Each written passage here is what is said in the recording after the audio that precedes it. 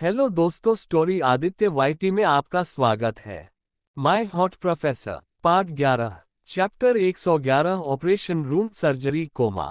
आकर्ष वहां से दौड़ते हुए अपनी कार के पास पहुंचता है, उसका गेट खोल बैठता है और हवा की तेजी से अपनी कार को मोड सिटी हॉस्पिटल की ओर भगाता है।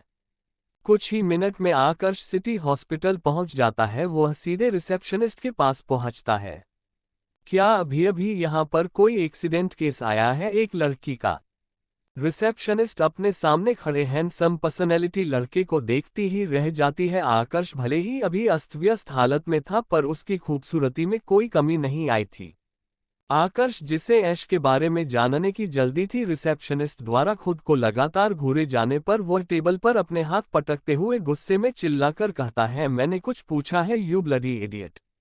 आकर्ष के ऐसे गुस्से में चिल्लाने पर वह रिसेप्शनिस्ट सहम जाती है और आकर्ष की तरफ डरते हुए देखती है, जो कि अपनी रेड ब्लड आई से रिसेप्शनिस्ट को घूर रहा था। वो डरते हुए कहती है, एक मिनट सर, मैं चेक करके बताती हूँ।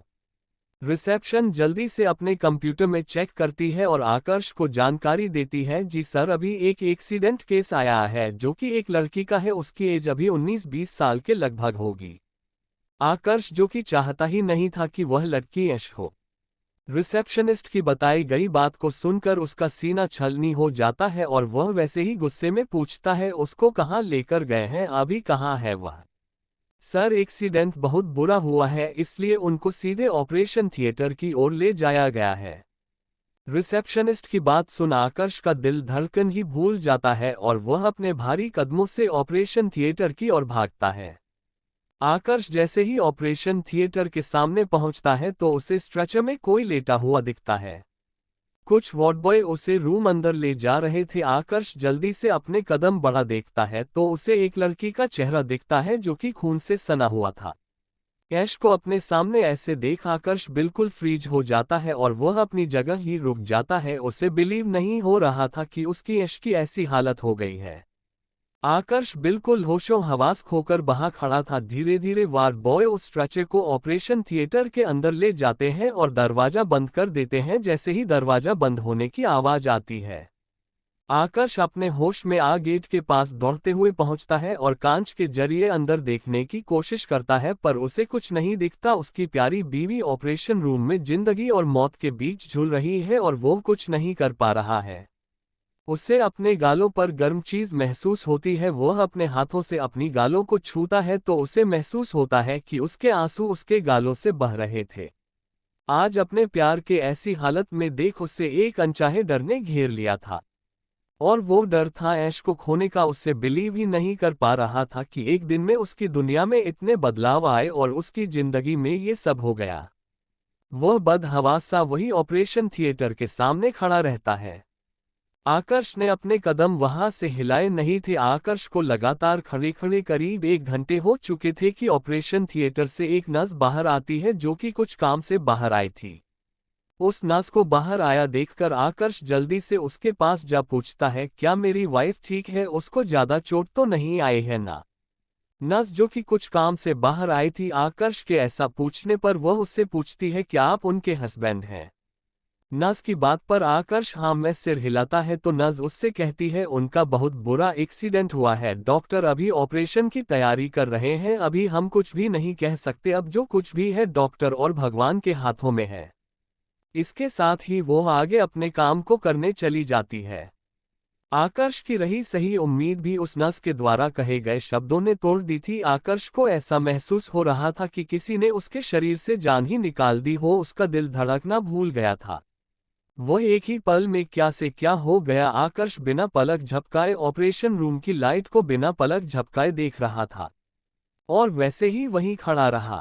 नर्स, जो कि अभी बाहर आई थी, वापस रूम के अंदर जा रही थी। वह एक नज़र आकर्ष को देखती है और वापस रूम के अंदर चली जाती है।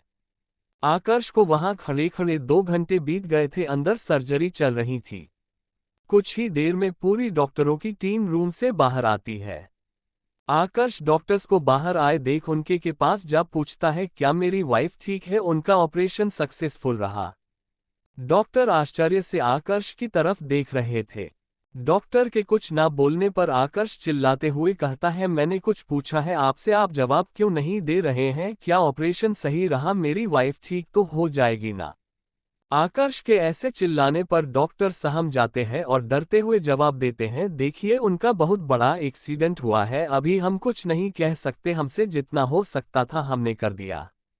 उनके ब्रेन की एक सर्जरी हुई है, अब ये तो उनके होश आने के बाद ही पता चलेगा कि ऑपरेशन सक्सेसफुल रहा है कि नहीं, और यदि उन्हें 24 घंटे के अंदर होश नहीं आता है तो वह कोमा में भी जा सकती है और उनकी मौत भी हो सकती है। डॉक्टर की ऐसी बातें सुनकर आकर्ष को गुस्सा आ जाता है और उस डॉक्टर के गले पकड़ते हुए कहता है, हाउ डेयर यू, तुम ऐसा बोल भी कैसे सकते हो? तुमने इलाज ढंग से नहीं किया है, मैं कुछ नहीं जानता, मेरी बीवी मुझे सही सलामत चाहिए। वो डॉक्टर आकर्ष के ऐसा करने पर कहता है, हमने कोशिश की है, हम भगवान थोड़ी है जो पहले से बता दे। मैं कुछ नहीं जानता, मुझे मेरी बीवी सही सलामत चाहिए। आकर्ष ने उस डॉक्टर की गर्दन को बहुत तेजी से पकड़ा हुआ था। बाकी डॉक्टर आकर्ष को उस डॉक्टर से अलग कर रहे थे पर आकर्ष उसे छोड़ने का नाम नहीं ले रहा था। ऐश के बारे में ऐसी बातें सुनकर आकर्ष का खून खौल गया था, उससे ऐश को खोने का डर उसके अंदर हावी हो गया था। वह लगातार उस डॉक्टर की गर्दन को और भी दबाए जा रहा था। आकर्ष की इतनी तेजी से गर्दन दबाने पर उस डॉक्टर का चेहरा हल्का हल्का लाल हो जाता है कि कोई आकर्ष को पीछे से जबरदस्ती उस डॉक्टर से अलग करता है। आकर्ष जो कि गुस्से से पागल हुआ जा रहा था, वह जैसे ही पीछे मुड़ता है तो पीछे कृष आकर्ष को गुस्से से घूर रहा था। कृष को पीछे देख आकर्ष चिल्लाते हुए कहता है, तूने मुझे उससे दूर क्यों किया? तू जानता नहीं है वह ऐश्वर्या के बारे में क्या बोल रहा था? वह कह रहा था कि ऐश्वर्या कोमा में चली जाएगी यदि उसे 24 घंटे के अंदर होश नहीं आया। तो इसकी हिम्मत कैसे हुई मेरी वाइफ के बारे में ऐसा कुछ बोलने की? मुझे मेरी बीवी सही सलामत चाहिए, मैं कुछ नहीं जानता। कृष आकर्ष को शांत करते हुए कहता है, देख पहले तू मेरी बात सुन, अपना गुस्सा शांत कर, डॉक्टर से ऐसे हाथापाई करने से कुछ नहीं होगा। आकर्ष गुस्से में कृष के हाथ झड़कते हुए कहता है, तू मुझे शांत मत कर, यहाँ मेरी वाइफ की जान खतरे में है और तू मुझे शांत कर रहा है। मुझे ऐसा महसूस हो रहा है कि मेरी बॉडी से मेरी जान निकल रही है। ये सब कहते हुए आकर्ष की आंखों से आंसू आने लगते हैं। कृष आकर्ष की भावनाओं को समझते हुए उसे समझाता है, देख पहले तू मेरी बात सुन ले। आकर्ष गुस्से में कहता है, कैसे शांत हो जाओ, मेरा प्यार वहां मौत के मुंह में है और मैं कुछ कर नहीं सकता। अगर ऐश को कुछ हुआ तो मैं आकर्ष आगे कुछ कहता कि उसे पीछे से एक जानी पहचानी आवाज आती है। आकर्ष जैसे ही पीछे मुड़कर देखता है तो सामने खड़े शख्स को देख उसकी आंखें खुली रह जाती है और वह वापस कृष की ओर देखता है, जैसे कि उसकी आंखों ने जो देखा वो सच है, वो कृष के मुंह से सुनना चाहता हो। तो कृष उसे समझाते हुए कह रहा था, मैं तुझे यही समझाने की कोशिश कर रहा हूं। आकर्ष वैसे ही चौंकते हुए कहता है, पर ऐसा कैसे हो सकता है? चैप्टर 112 हूबहू इंटेंस किस चोट। आकर्ष गुस्से में बौखलाया लाया जा रहा था। कृष उसे समझाने की कोशिश कर रहा था पर वह काबू में ही नहीं आ रहा था। वह कृष की बात का जवाब चिल्लाते हुए देने ही वाला था कि उसे पीछे से एक जानी पहचानी आवाज सुनाई देती है, प्रोफेसर आप गुस्सा ना करें, मैं ठीक हूँ। पीछे से आता उस आवाज को सुन आकर्ष बिल्कुल सन्न रह जाता है और धीरे धीरे वह पीछे पलट कर देखता है तो पीछे खून से सने कपड़ों में ऐश्वर्या खड़ी थी। उसे देख आकर्ष को बिलीव नहीं होता कि उसकी प्यारी बीवी उसके सामने खड़ी हुई है। वह बिना किसी की परवाह किए सीधे ऐश के पास पहुंचता है और उसे अपने सीने से लगा लेता है। ऐश को अपने इतने नजदीक महसूस कर उसे उसके मन को इतनी शांति मिल रही थी कि वह बता नहीं सकता था। केवल 3-2 घंटे ऐश उससे दूर हुई थी पर उसे ये दूरियां सदियों के बराबर लग रही थी। इतने में ही उसकी जान निकल गई। पता नहीं क्या क्या ख्याल उसके मन में आकर चले गए, ये सोचकर ही कि उसकी ऐश को चोट लगी है और वह उससे दूर चली जाएगी। आकर्ष हर पल मरा था। ऐश जो कि आकर्ष के सीने से लगी थी, आकर्ष के इतनी तेजी से धड़कते दिल को महसूस कर पा रही थी। वह आकर्ष का डर समझते हुए धीरे धीरे अपने हाथों को उसकी पीठ में फिराने लगती है। आकर्ष ने उसे इतनी कसकर पकड़ा था कि अगर उसने थोड़ी सी भी ढील की तो ऐश उससे दूर चली जाएगी। आकर्ष ऐश से थोड़ा सा दूर हो उसके चेहरे को पकड़ते हुए कहता है, तुम ठीक हो ना बीवी, तुम्हें चोट तो नहीं लगी? जान ही निकाल दी थी तुमने तो मेरी। ऐश आकर्ष की बात का जवाब देते हुए कहती है, मैं बिल्कुल ठीक हूँ, देखिए मुझे कुछ नहीं हुआ है। आकर्ष लगातार ऐश के चेहरे में देख रहा था, उसे ऐसा लग रहा था कि उसने एक भी नजर अगर ऐश से हटाई तो वो गायब हो जाएगी और वो ऐश को खो देगा। वह बिना किसी की परवाह किए ऐश के चेहरे को पकड़ उसके होठों से अपने होंठ जोड़ लेता है और उसे डेस्परेटली किस करने लगता है। आकर्ष ऐश के लिप्स को काटते हाई सक कर रहा था। आकर्ष के ऐसे किस करने पर ऐश उसे खुद से दूर नहीं करती, क्योंकि आकर्ष के किस में उसे उसकी केयर और कंसर्न दिख रही थी। आकर्ष के होंठ कांप रहे थे, फिर भी वह ऐश के होठों को शक किया जा रहा था, जैसे कि खुद को यकीन दिलाना चाहता हो कि ऐश ठीक है और उसके सामने है। ऐश भी आकर्ष को किस बैक करने लगती है। दोनों सभी की मौजूदगी को नजरअंदाज कर एक दूसरे को किस करने में खोए हुए थे। जिस डॉक्टर के गले को आकर्ष ने पकड़ा था वह डरते हुए आकर्ष की तरफ देख रहा था। उसे तो यकीन नहीं हो रहा था कि ये वही शख्स है जो कुछ देर पहले उसके लिए यमराज था। वो चुपचाप वहां से निकल जाता है। उस डॉक्टर को जाते हुए देख बाकी डॉक्टर भी एक एक कर चलते बन रहे थे। उनमें से एक डॉक्टर क्रिश को इशारा कर अपने केबिन में चला जाता है। जब काफी देर ऐश को किस करके आकर्ष के दिल को सुकून मिलता है कि ऐश सच में उसके सामने है और वह उसे महसूस कर सकता है, तो वह धीरे धीरे ऐश के होठों को छोड़ता है और उसके माथे पर किस कर उससे अपना माथा जोड़कर खड़ा हो जाता है। काफी देर तक ऐसे ही खड़े रहने के बाद आकर्ष को एकदम से ख्याल आता है कि उस रोड पर इतना सारा खून गिरा हुआ था। वह ऐश से दूर हो उससे ऊपर से नीचे तक देखता है, पर ऐश के कपड़ों में इतना सारा खून देख वह घबरा जाता है। फिर उसे याद आता है कि जब वह दौड़ते हुए ऑपरेशन थिएटर की ओर आ रहा था तो उसने एक लड़की को स्ट्रेचर पर लेटे हुए देखा था जो कि हूबहू ऐश के जैसे दिख रही थी। वो क्रिश की तरफ मुड़ता है और कहता है, पर यह कैसे हो सकता है? मैन स्ट्रेचर पर लेटी लड़की जो कि ऐश्वर्या के जैसे हूबहू लग रही थी, उसे मैंने ऑपरेशन थिएटर के अंदर जाते हुए देखा था, पर ऐश यहाँ खड़ी है तो अंदर कौन है? आकर्ष की बात सुन क्रिश उसे समझाते हुए कहता है, मैं भी तुझे यही बताने वाला था लेकिन तू मेरी बात सुनने का नाम ही नहीं ले रहा था। आकर्ष ऐश के एक हाथ को पकड़ उसे अपनी तरफ खींच सीने से लगाता है और क्रिश की बात पूरी सुनने लगता है। जहां पर भाभी का एक्सीडेंट हुआ है वहां वह कार भाभी के सामने ही आ रही थी, पर उस लड़की ने भाभी को बचाया और भाभी को बचाने के चक्कर में उस लड़की को चोट लग गई। जैसे ही आंटी ने मुझे कॉल किया एक्सीडेंट के बारे में, मैं तुरंत यहां चला आया और मैंने जैसे ही उस लड़की को देखा तो मैं खुद चौंक गया कि वह लड़की बिल्कुल हूबहू भाभी के जैसे ही दिख रही थी। अगर उसके फेस से ब्लड को साफ कर दिया जाए तो एक नज़र में वह भाभी के जैसे ही लगेगी, पर भाभी मेरे सामने खड़ी थी इसलिए उस समय मैंने कुछ नहीं कहा। अब ये तो हमें उस लड़की के होश आने के बाद ही पता चलेगा कि वह कौन है और उसका चेहरा इतना भाभी से कैसे मिलता है। क्रिश की पूरी बात सुन आकर्ष सुकून से अपनी आंखें बंद कर लेता है। उसे यह जानकर शांति मिलती है कि उसकी ऐश को कुछ नहीं हुआ है। वह दोबारा ऐश की तरफ देखता है तो उसकी नज़र ऐश के माथे पर जाती है जिसमें पट्टी बंधी थी। वह ऐश की पट्टी को छूते हुए कहता है, तुम्हें चोट लगी है क्या? तुम्हें इस एक्सीडेंट में ये चोट लगी? तुमने डॉक्टर को दिखाया कि बस पट्टी बस कर ली है? चलो तुम मेरे साथ पहले एक्सरे करो अपना।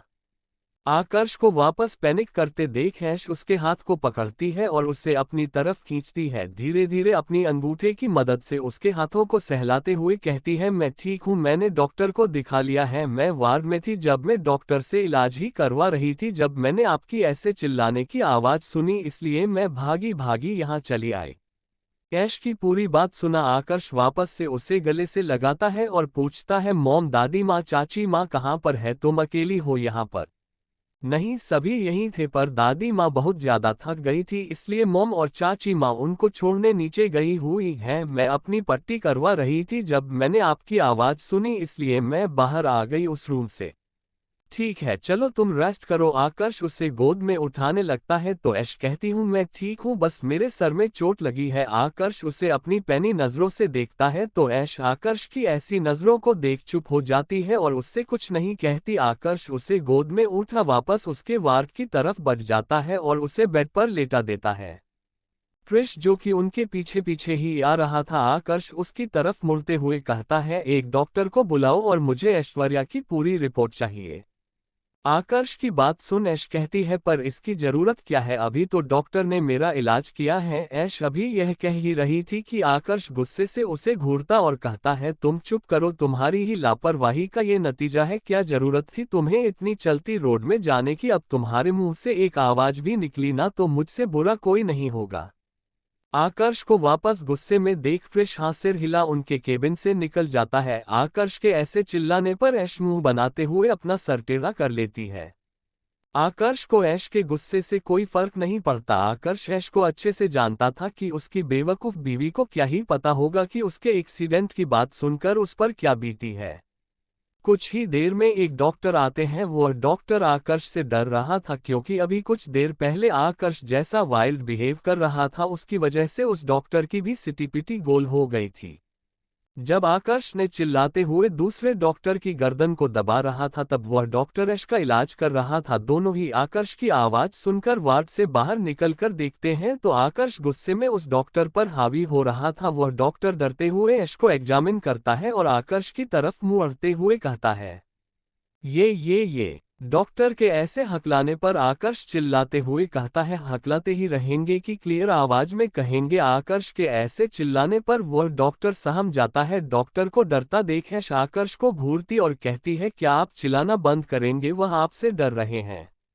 आकर्ष अपने गुस्से से भरी आंखों से ऐश को देखता है तो ऐश अपना मुंह बंद करती है और डॉक्टर जल्दी जल्दी कहता है, इनको ज्यादा चोट नहीं आई है, थोड़ी सी खरोच थी जिसमें मैंने बैंडेज कर दी है। आप इनको कल घर लेकर जा सकते हैं। मैं कुछ दवाएं लिख दे रहा हूं जिससे इनको दर्द नहीं होगा, कल तक ये ठीक हो जाएंगी, ज्यादा फिक्र की बात नहीं है। डॉक्टर की बात सुन आकर्ष हाँ में सिर हिलाता है तो वह डॉक्टर जल्दी से केबिन से बाहर निकल जाता है। ऐश लगातार आकर्ष को घूर रही थी। आकर्ष उसे इग्नोर कर आकर्ष वही लगे सोफे पर बैठता है और अपनी गर्दन को सोफे पर टिका अपनी आंखें बंद कर लेता है। उसे अब अच्छा महसूस हो रहा था। Chapter 113 hospital romance punishment. Aakarsh सोफे पर सुकून से बैठा ही था कि उसे रूम में किसी के आने की आहट होती है। वह अपनी आंखों को खोलता है तो आकृति जी और अनिशा जी रूम में आ रही थी। आकर्ष को देख आकृति जी को याद आता है कि जब आकर्ष ने कॉल किया था तो उसने ऐश का नाम ले इतनी जोर से चिल्लाया था और आकर्ष उनसे आगे की बात जानना चाहता था, पर वह उसे कुछ ना बता पाने की स्थिति में नहीं थी, इसलिए उन्होंने कॉल कट कर दिया था। आकृति जी को एहसास होता है कि उन्होंने गलती की। आकर्ष प्रसन्न हुआ होगा, इसलिए वह आकर्ष के पास जाते हुए कहती है, बेटा उस समय जो सिचुएशन थी उसके अनुसार ही मैंने रिएक्ट किया। उस समय मुझे ऐश के पास जाना सही लगा, इसलिए मैं उसके पास गई। आकर्ष भी अपनी माँ की बात समझ रहा था, इसलिए ज्यादा कुछ नहीं कहता। कुछ ही देर में उस रूम में क्रिश आता है। क्रिश को देख अनीशा जी और आकृति जी क्रिश से जानना चाहती थी कि आखिर जिसका एक्सीडेंट हुआ है वह लड़की ऐश से इतनी मिलती जुलती क्यों है और उसके ऑपरेशन का क्या हुआ। आकृति जी खड़ी होकर क्रिश के पास जाती है और कहती है, बेटा क्या हुआ उस लड़की का, क्या वह आप ठीक है? नहीं मॉम, अभी कुछ नहीं कह सकते हैं, ऑपरेशन तो सक्सेसफुल रहा है, पर 24 घंटे बाद जब उन्हें होश आएगा तभी पता चलेगा। यदि उन्हें 24 घंटे में होश नहीं आता तो वह कोमा में भी जा सकती हैं। क्रिश की बात सुनकर दोनों माँओं के चेहरे पर चिंता आ जाती है। आखिर उन्हें चिंता होती ही क्यों ना, उस लड़की की वजह से ही आज उनकी ऐश उनके सामने सही सलामत खड़ी हुई है। इसलिए आकृति जी भगवान से प्रे करते हुए कहती है, भगवान उस लड़की को जल्दी से सही कर देना, उन्होंने हमारी बच्ची की जान बचाई है। दोनों को परेशान देख क्रिश उन्हें साइड से हक करते हुए कहता है, आप टेंशन मत लीजिए चाची माँ और मॉम, वह ठीक हो जाएगी, हम लोग पूरी कोशिश कर रहे हैं। आप लोग सुबह से परेशान हैं, एक कम कीजिए, आप लोग भी घर चले जाइए। अनीशा जी मना करने ही वाली थी कि आकर्ष की बात सुन वह चुप हो जाती है। आकर्ष दोनों को घर जाने के लिए कह रहा था, पर बेटा ऐश को डिस्चार्ज भी नहीं मिला है और अभी वह लड़की भी यहाँ अकेली है। उसने हमारी ऐश की जान बचाई है, तो ऐसे हम उसे अकेला छोड़कर नहीं जा सकते। तो मोम, मैं हूँ यहाँ पर, ऐश को जब तक डिस्चार्ज नहीं मिलता मैं हूँ यहाँ पर। उस लड़की के बारे में भी आप लोगों को समय समय पर खबर देता रहूंगा। आप लोग परेशान मत होइए, वहाँ दादी माँ भी परेशान है, इसलिए आप दोनों चले जाइए। आकर्ष क्रिश को दोनों को घर छोड़ने के लिए कहता है। दोनों माँ ऐश को ख्याल रखने का बोल वहां से घर की ओर निकल जाती है। ऐश जिसे अब उसके पहने हुए कपड़ों में चिपचिपाहट लग रही थी, ऊपर से उसके कपड़े खून से भरे हुए थे। वो फ्रेश होने का सोचकर बाथरूम जाने के लिए जैसे ही बेड से उठती है, आकर्ष की भारी आवाज सुन उसके कदम वहीं रुक जाते हैं। कहाँ जा रही हो? ऐश आकर्ष को देखती है जो कि अपनी किलर आईज से उसे ही देख रहा था। आकर्ष द्वारा ऐसे देखे जाने से ऐश की सांस गले में अटक जाती है। ऐश बेसे ही अटकते हुए कहती है, मुझे फ्रेश होना है, मेरे कपड़े गंदे हैं। आकर्ष एक नज़र ऐश को देखता है और उसके कपड़ों को जो कि वाकई गंदे थे उनमें खून लगा हुआ था। आकर्ष अपनी जगह से उठ ऐश के पास पहुंचता है और सीधे ऐश को गोद में उठा बाथरूम की ओर बढ़ता है। ऐश तो आकर्ष की तेजी देखते ही रह गई थी। आकर्ष सीधे ऐश के वॉश बेसिन के पास बिठाल बाथरूम से बाहर चला जाता है। आकर्ष को बाहर जाता देख ऐश खुश हो ही रही थी कि आकर्ष वापस आता है और बाथरूम अंदर से लॉक कर देता है। ऐश जिसे राहत मिली ही थी वो पल भर में गायब ही हो गई। आकर्ष ऐश के सामने खड़े हो उसके कपड़े रिमूव करने लगता है। आकर्ष के ऐसा करने पर ऐश उसे रोकते हुए कहती है, आप ये क्या कर रहे हैं? आकर्ष ऐश के कपड़े एक एक कर निकालते हुए बिना किसी भाव के कहता है, शॉवर लेने में तुम्हारी हेल्प। आकर्ष के ऐसा कहने पर ऐश उसे खुद से दूर करते हुए कहती है, मेरे माथे में चोट है, मेरे हाथ पैर सही है, मैं खुद कर सकती हूँ, आप परेशान मत होइए। पर आकर्ष उसकी बातों को इग्नोर कर लगभग ऐश के कपड़े निकाल चुका था। अभी ऐश के ऊपरी भाग में केवल अंडरगारमेंट थी और आकर्ष नीचे का रिमूव कर था। ऐश लगातार आकर्ष को मना कर रही थी पर आकर्ष उसकी सुन ही नहीं रहा था। वो अपने काम में लगा हुआ था। ऐश के गारमेंट्स को छोड़ सारे कपड़े निकालने के बाद आकर्ष बाथटब में पानी भरता है। ये वीआईपी रूम था जिसमें सारी सुविधाएं थी। ऐश आकर्ष को अपने मन का करने दे रही थी। बाथटब भरने के बाद आकर्ष अपने भी कपड़े रिमूव करने लगता है। आकर्ष को कपड़े रिमूव करते देख ऐश झल्लाते हुए कहती है, अब आप ये क्या कर रहे हैं? पर आकर्ष उसकी बात का अभी भी कोई जवाब नहीं देता है। अब आकर्ष अपनी अंडरवियर में था। आकर्ष को ऐसे देख ऐश के गाल लाल हो रहे थे।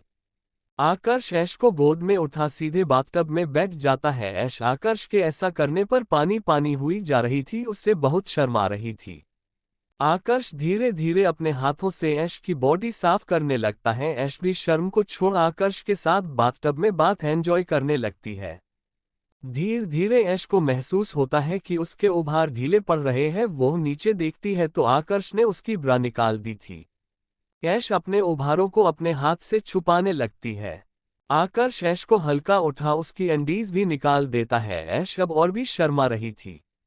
उसके शर्माने की हद पर जब होती है जब आकर्ष अपना भी आखिरी कपड़ा अपनी बॉडी से अलग कर देता है। अब ऐश को आकर्ष का हॉट और हार्ड पार्ट निचले एरिया में महसूस हो रहा था क्योंकि आकर्ष ने उसे अपनी गोद में बिठाया था। आकर्ष के हार्ड पार्ट को अपनी सॉफ्टनेस में महसूस कर ऐश की बॉडी में भी हलचल हो रही थी। आकर्ष ऐश के ब्रेस्ट को साफ करते हुए उन्हें अपनी मुट्ठी में कस लेता है। आह! आकर्ष के अचानक हमले से ऐश की आह निकल जाती है। ऐश दर्द से भरी आंखों से आकर्ष की तरफ देखकर कहती है, आराम से कीजिए, दर्द हो रहा है। पर आकर्ष उन्हें वैसे ही हार्डली मसले जा रहा था। ऐश लगातार दर्द से चिल्ला रही थी।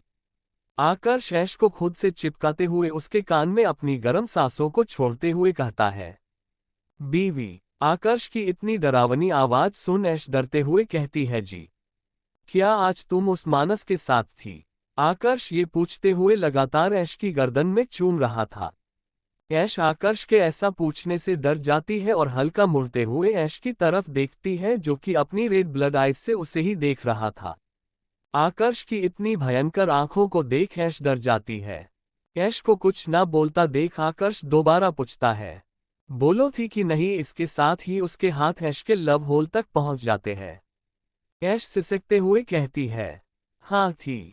ऐश के हाँ कहने पर आकर्ष अपनी लंबी और रफ फिंगर उसके लव होल में एंटर करता है। ऐश प्लेजर से चिहुंक जाती है, उसकी कमर ऑटोमेटिक उठ जाती है। आकर्ष एक हाथ से सपोर्ट दे पूछता है, मैंने मना किया था ना? आकर्ष के ऐसा कहने पर ऐश उसकी आंखों में देखते हुए हाँ कहती है। आकर्ष ऐश की हाँ सुन एकदम से उसकी होल्ड कमर को छोड़ देता है जिससे ऐश की एक दर्द भरी चीख बाथरूम में गूंज जाती है और वो आंसू भरी आंखों से आकर्ष को देखने लगती है। आकर्ष ऐश की नेक को अपनी जीभ से लिक करते हुए ऐश की आंखों में देख रहा था। ऐश आकर्ष की तरफ देख नमे गर्दन हिलाती है। तो आकर्ष तिरछी मुस्कान लिए कहता है, ऊप्स बहुत देर हो गई बीवी। Chapter 114 punishment intimacy. ऐश और आकर्ष बाथटब में बैठे हुए थे और आकर्ष ऐश की बॉडी को साफ कर रहा था। आकर्ष के हाथ ऐश के ब्रेस्ट पर कस जाते हैं और वह उन्हें हार्डली मसलने लगता है। आकर्ष के ऐसा करने पर ऐश दर्द से चिहुंक जाती है और उसकी आंखों से आंसू आ जाते हैं। वह अपने सर को घुमा आकर्ष की तरफ देखती है, जो कि बिना किसी भाव के उसे ही देख रहा था। ऐश वैसे ही अपनी आंसू भरी आंखों से कहती है, आप ये क्या कर रहे हो, मुझे बहुत दर्द हो रहा है। आकर्ष ऐश के लबों को चूम अपनी भारी आवाज में कहता है, दर्द हो रहा है तो दर्द को सहो। तब ही तुम्हें दूसरे के दर्द के बारे में पता चलेगा कि जिससे हम प्यार करते हैं जब वो हमें परेशान करता है। इसके साथ ही वह अपने दूसरे हाथ को ऐश के मिड एरिया की तरफ ले जाने लगता है। आकर्ष के हाथ को अपने मिड एरिया में महसूस कर ऐश सहम जाती है, क्योंकि उसे आकर्ष के इरादे सही नहीं लग रहे थे। इस समय यह आकर्ष उसके पुराने वाले आकर्ष से अलग था। आकर्ष के हाथ लगातार उसके ब्रेस्ट और निचले हिस्से पर चल रहे थे। ऐश की सिसकियां बन गई थी। वह अपना सर पीछे कर आकर्ष के सीने में टिका देती है। आकर्ष के हाथों की मूवमेंट लगातार ऐश के शरीर पर बनी हुई थी और यह मूवमेंट प्यार भरी तो बिल्कुल नहीं थी। आकर्ष बहुत हार्डली ऐश की बॉडी पर अपने हाथों को चला रहा। धीरे से आकर्ष ऐश की अपर बॉडी से उसकी अंडरगारमेंट्स को निकाल देता है। अपने ढीले पर चुके सीने को महसूस कर ऐश आंखें खोल नीचे देखती है तो उसकी अपर बॉडी नेकेड हो गई थी। खुद को ऐसे देख ऐश के गाल अपने आप लाल हो जाते हैं। आकर्ष उसके अपर गारमेंट को निकालने के बाद उसकी अंडीज को भी निकाल देता है। अब तो ऐश और भी पानी पानी हो रही थी। वह लोग भले ही बाथटब में थे, पर आकर्ष के ऐसा करने पर ऐश अपनी नेकेड बॉडी पर आकर्ष के स्पर्श को महसूस कर पा रही थी। आकर्ष हल्का सा उठकर अपने शरीर का आखिरी कपड़ा भी निकालकर बाथटब के बाहर फेंक देता है और ऐश को अपने तरफ मोड़ उसे अपनी गोद में बिठा लेता है। आकर्ष की इस एक्शन से ऐश का चेहरा भट्टी के जैसे गर्म हो जाता है। ऐश आकर्ष से नजर नहीं मिल पा रही थी। आकर्ष के हाथ लगातार ऐश के सीने पर मूव कर रहे थे। आकर्ष एकटक उसके सीने को देखे जा रहा था। धीरे धीरे ऐश भी सब एंजॉय करने लगी थी कि इतने में ही उसे आकर्ष की भारी आवाज सुनाई देती है, बीवी क्या आज तुम उस मानस से मिली थी? आकर्ष के ऐसा कहने पर ऐश की सांस ही अटक जाती है। आकर्ष अपनी फिंगर को ऐश के लव हॉल में एकदम से एंटर कर देता है। एक तो आकर्ष के कहे गए शब्द और दूसरा उसके हाथों की मूवमेंट से ऐश की एक जोरदार चीख निकल जाती है। पर आकर्ष इन सब को इग्नोर कर अपने हाथों को तेजी से मूव करने लगता है। ऐश सिसकते हुए आकर्ष को देखती है, जो कि बिना किसी भाव के ऐश को देख रहा था और अपने हाथों की मूवमेंट बनाए हुए था। वह दोबारा ऐश से पूछता है, तुमने जवाब नहीं दिया, क्या तुम आज उससे मिली थी? आकर्ष के ऐसे पूछने पर ऐश डरते हुए कहती है, हाँ मैं उससे मिली थी। आकर्ष ऐश को हल्का सा ऊपर उठाता है, जिससे उसके हाथ और भी गहराई से और आसानी से उसके लव हॉल में एंटर हो रहे थे। अब ऐश की हालत और भी खराब हो रही थी। आकर्ष हाथों को बहुत ही तेजी से उसके अंदर मूव कर रहा था। आकर्ष वैसे ही अपनी भारी आवाज में कहता है, क्या मैंने तुम्हें इससे पहले नहीं कहा था कि तुम्हें उस लड़के से दूर रहना है? फिर भी तुमने मेरी बात को सीरियसली नहीं लिया, क्यों? आकर्ष के ऐसे कहने पर ऐश अपनी सांसों को कंट्रोल करते हुए कहती है, पहले आप मेरी बात सुन लीजिए। अभी ऐश ये कह ही रही थी कि उसकी एक जोरदार चीख निकल जाती है और उसकी आंखों से आंसू आ जाते हैं। आकर्ष, जिसने ऐश को एक हाथ से होल्ड किया हुआ था, वह अपने हाथों को उसके लब होल से बाहर निकाल अपनी हार्डनेस पर सेट कर उसे छोड़ देता है, जिससे ऐश सीधे उसकी हार्डनेस पर जाकर गिरती है और आकर्ष की हार्डनेस ऐश के लब होल में एंटर कर जाती है। इतनी हार्शली आकर्ष के ऐसा करने पर ऐश की चीख निकल जाती है।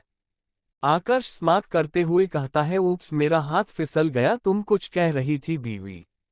आकर्ष के ऐसा करने पर ऐश को इतना तेज दर्द हो रहा था कि उसके मुंह से आवाज तक नहीं निकल पा रही थी। वह आंसुओं से भरी आंखों से आकर्ष को देखती है, जो कि उसे ही देख रहा था। वह अपने इमोशंस को कंट्रोल करते हुए कहती है, प्लीज इसे बाहर निकालो, ये बहुत डीप है, मुझे दर्द हो रहा है। आकर्ष धीरे धीरे अपनी कमर को मूव करते हुए उसके सीने को पकड़ता, जिससे ऐश और भी बुरी तरह चीखने लगती है। आकर्ष ऐश की चीख सुन उसके कान में अपनी गर्म सांसों को छोड़ते हुए कहता है, जितना दर्द तुमने मुझे आज दिया है उसके आगे ये कुछ भी नहीं, और तुमने मेरे मना करने के बावजूद मेरी बात की वैल्यू नहीं की, उसकी सजा तो बनती है ना बीवी। आज तुमने बहुत से रूल्स तोड़े हैं, तुमने मुझे इग्नोर किया, तुमने मेरी कॉल नहीं उठाए, और तुम्हारी सबसे बड़ी गलती मेरे मना करने के बाद भी तुम उस ब्लडी मानस से मिली। इसके आगे तो मैं तुम्हें कुछ भी सजा नहीं दिया हूँ, बस तुम्हें ये स्वीट टॉर्चर दे रहा हूँ जिससे तुम आगे से ये गलतियां करने से पहले 1000 बार सोचो। ये सब कहते हुए आकर्ष अपनी कमर को तेजी से मूव कर रहा था। ऐश की आंखों से लगातार आंसू निकल रहे थे, उसे उम्मीद नहीं थी आकर्ष उसके साथ इतना रफ पेश आएगा। आकर्ष काफी डीप तरीके से थरस्ट कर रहा था जिससे ऐश की लगातार चीखें उस बाथरूम में गूंज रही थी। काफी देर तक ऐश के साथ वहां इंटीमेट होने के बाद उसके एक सीने को कसकर दबाता है और बिना उससे अलग हुए बाथटब से बाहर निकल शावर के नीचे खड़ा हो जाता है। वह अभी भी ऐश के अंदर था। आकर्ष ने ऐश को कुछ इस तरह पकड़ा हुआ था जिससे शावर का पानी केवल आकर्ष के ऊपर गिर रहा था। ऐश की चोट का ध्यान रखते हुए आकर्ष ने ऐश को दीवार के सहारे खड़ा किया था। ऐश का एक पैर जमीन में था और दूसरा पैर आकर्ष ने होल्ड किया हुआ था और वह लगातार ऐश के साथ इंटीमेट हुए जा रहा था। अब ऐश की हालत खस्ता हो गई थी, उसके पैर कांप रहे थे पर आकर्ष रुकने का नाम नहीं ले रहा था। ऐश की बॉडी पर अनगिनत निशान बन चुके थे जो कि आकर्ष ने शक और बाइट करते हुए बनाए थे। ऐश का सीना बिल्कुल लाल हो चुका था और उसमें भी बाइट के निशान थे। अभी भी आकर्ष बिना रुके लगातार ऐश की अंदर थरस्ट कर रहा था और उसके सीने को अपने मुंह में भरे सक्सप किए जा रहा था। ऐश के मुंह से लगातार सिसकियां की आवाज आ रही थी, उसका पूरा चेहरा लाल हो गया था पर आकर्ष है कि रुकने का नाम ही नहीं ले रहा था। काफी देर तक बाथरूम में इंटीमेट होने के बाद जब आकर्ष ऐश की तरफ देखता है तो वह बिल्कुल थक चुकी थी, उससे ऐश की बॉडी में कपकपी महसूस हो रही थी। वह वैसे ही ऐश को उठाए सीधे रूम में आता है और बेड पर ऐश लिटा बिना किसी वार्निंग के वापस उसके अंदर एंटर हो जाता है। अब ऐश की क्षमता कमजोर हो गई थी। वह आकर्ष की पीठ पर अपने नाखूनों से नोचते हुए कहती है, प्लीज रुक जाए, मुझे बहुत दर्द हो रहा है, मैं थक चुकी हूँ प्रोफेसर। आकर्ष जो कि अपनी कमर को लगातार तेजी से मूव कर रहा था, ऐश के ऐसा करने पर एक नज़र उसके चेहरे पर देखता है और उसके होठों पर अपने होंठ रख उन्हें किस करते हुए अपनी कमर को हार्डली एंटर करता है जिससे ऐश चीख उसके मुंह में ही रह जाती है क्योंकि आकर्ष उसे किस कर रहा था। आकर्ष ऐश के होठों से अलग हो उसकी आंखों में देखते हुए कहता है, बीबी कहो कि तुम सिर्फ मेरी हो। वह अपनी सांसों को कंट्रोल कर अपने सन की पति को देख रही थी जिसका अलग ही रूप आज उसे देखने मिल रहा था। इसके कुछ न कहने पर आकर्ष तेजी से ऐश की बॉडी से बाहर आ एकदम से एंटर करता है जिससे ऐश रोते जैसी आवाज निकाल कहती है, मैं सिर्फ आपकी हूँ प्रोफेसर, हम यू आर ओनली माइन। उसके साथ ही वह अपनी कमर को तेजी से मूव करने लगता है। करीब आधे घंटे बाद आकर्ष अपने क्लाइमैक्स पर पहुंच जाता है और ऐश के अंदर ही अपने आप को रिलीज करता है। उसकी बॉडी ऐश के ऊपर थी। आकर्ष के रुकने पर ऐश चैन की सांस लेती है, उसमें बिल्कुल भी ताकत नहीं थी कि वह आकर्ष को खुद के ऊपर से हटा पाए। आकर्ष अभी भी लगातार उसके कान में कह रहा था, तुम सिर्फ मेरी हो, तुम पर और तुम्हारी बॉडी पर सिर्फ मेरा हक है। काफी देर तक ऐश बॉडी के अंदर ही रहने के बाद आकर्ष एकदम से खुद को बाहर निकालता है। आकर्ष के ऐसा करने पर ऐश वापस से चीखती है। आकर्ष एक नज़र ऐश को देख तुरंत बाथरूम में जाता है और एक टॉवेल ऐश के निचले एरिया में फैले फ्लूइड को उसकी बॉडी से पोंछता है और ऐश के बाजू से लेट दोनों को चादर से कवर कर लेता है। ऐश जो कि कुछ ही देर में सो जाती है पर आकर्ष एक सनकी के जैसे ऐश के चेहरे को देख रहा था और लगातार उसके माथे पर किस किया जा रहा था। चैप्टर 115 सुबह रोमांस और थकान। सुबह का समय। ऐश धीरे धीरे अपनी आंखों को खोलती है तो उसे महसूस होता है कि कोई लगातार उसकी बॉडी में हाथ फेर रहा है। एकदम से उसे अपने सीने पर दर्द महसूस होता है। वह जैसे ही अपनी आंखों को पूरा खोलती है तो आकर्ष ऐश के ऊपर था और वह लगातार ऐश को देखते हुए उसके एक सीने को मुंह में भरकर शक किया जा रहा था। आकर्ष को वापस से अपने ऊपर देख ऐश को गुस्सा आने लगता है और वह मन ही मन आकर्ष को कोसते हुए कहती है, इस मॉन्स्टर के पास इतना स्टेमिना है, कल 3 से 4 घंटे मुझे परेशान करने के बाद भी यह सुबह वही हरकतें कर रहे हैं। मैं क्या करूं, क्या जरूरत थी तुझे ऐश इस राक्षस को जगाने की, बहुत दोस्ती का हाथ बढ़ाने चली थी ना उस मानस की तरफ, अब झेल ये भगवान, में क्या करूं। आकर्ष ऐश के बनते बिगड़ते चेहरे के भावों को देख रहा था। वह एक हाथ को ऐश की निचली बॉडी में ले जा अपनी लॉन्ग फिंगर को उसकी सॉफ्टनेस में एंटर करता है। ऐश जो कि अपने ही ख्यालों में खोई हुई थी, आकर्ष के ऐसा करने पर चिहुंक हो जाती है और वह तुरंत आकर्ष की तरफ देखती है। आकर्ष ऐश के सीने को अपने मुंह से निकाल ऐश के कान के पास आता है और उसके ईयर लॉब को चूमते हुए कहता है, मैं सामने हूं फिर भी तुम मुझे छोड़ किसी और के ख्यालों में खोई हुई हूं। क्या मैं जान सकता हूं वह कौन है जो मुझसे भी जरूरी है मेरी बीवी के लिए? आकर्ष के ऐसा कहने पर ऐश हकलाते हुए कहती है, मैं किसी के भी ख्यालों में नहीं खोई हूं। सबसे पहले तो आप मेरे ऊपर से उठिए प्रोफेसर। कल से आपका मन नहीं भरा क्या? आप सुबह भी यह सब कर रहे हैं? क्या भूल गए हैं कि हम इस समय अस्पताल में हैं और यहाँ कोई भी आ सकता है? ये हमारा बेडरूम नहीं है।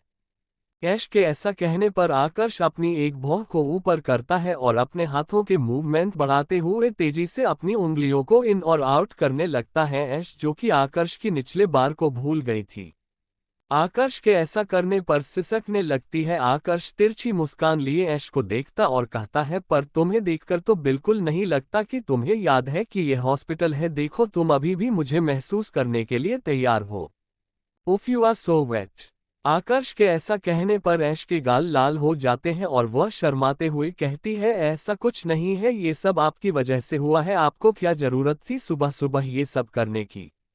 आकर्ष ऐश के होठों पर किस करते हुए कहता है, मैंने ऐसा क्या कर दिया? मैं तो बस अपनी बीवी पर अपना हक जाता रहा था। क्या मुझे हक नहीं है अपनी बीवी की बॉडी को प्यार करने का? बोलो। इसके साथ ही वह वापस से ऐश के एक सीने को मसलते हुए दूसरे को अपने मुंह में लेकर तेजी से शक करने लगता है। ऐश तो आकर्ष की इस अदा को देखते ही रह गई थी।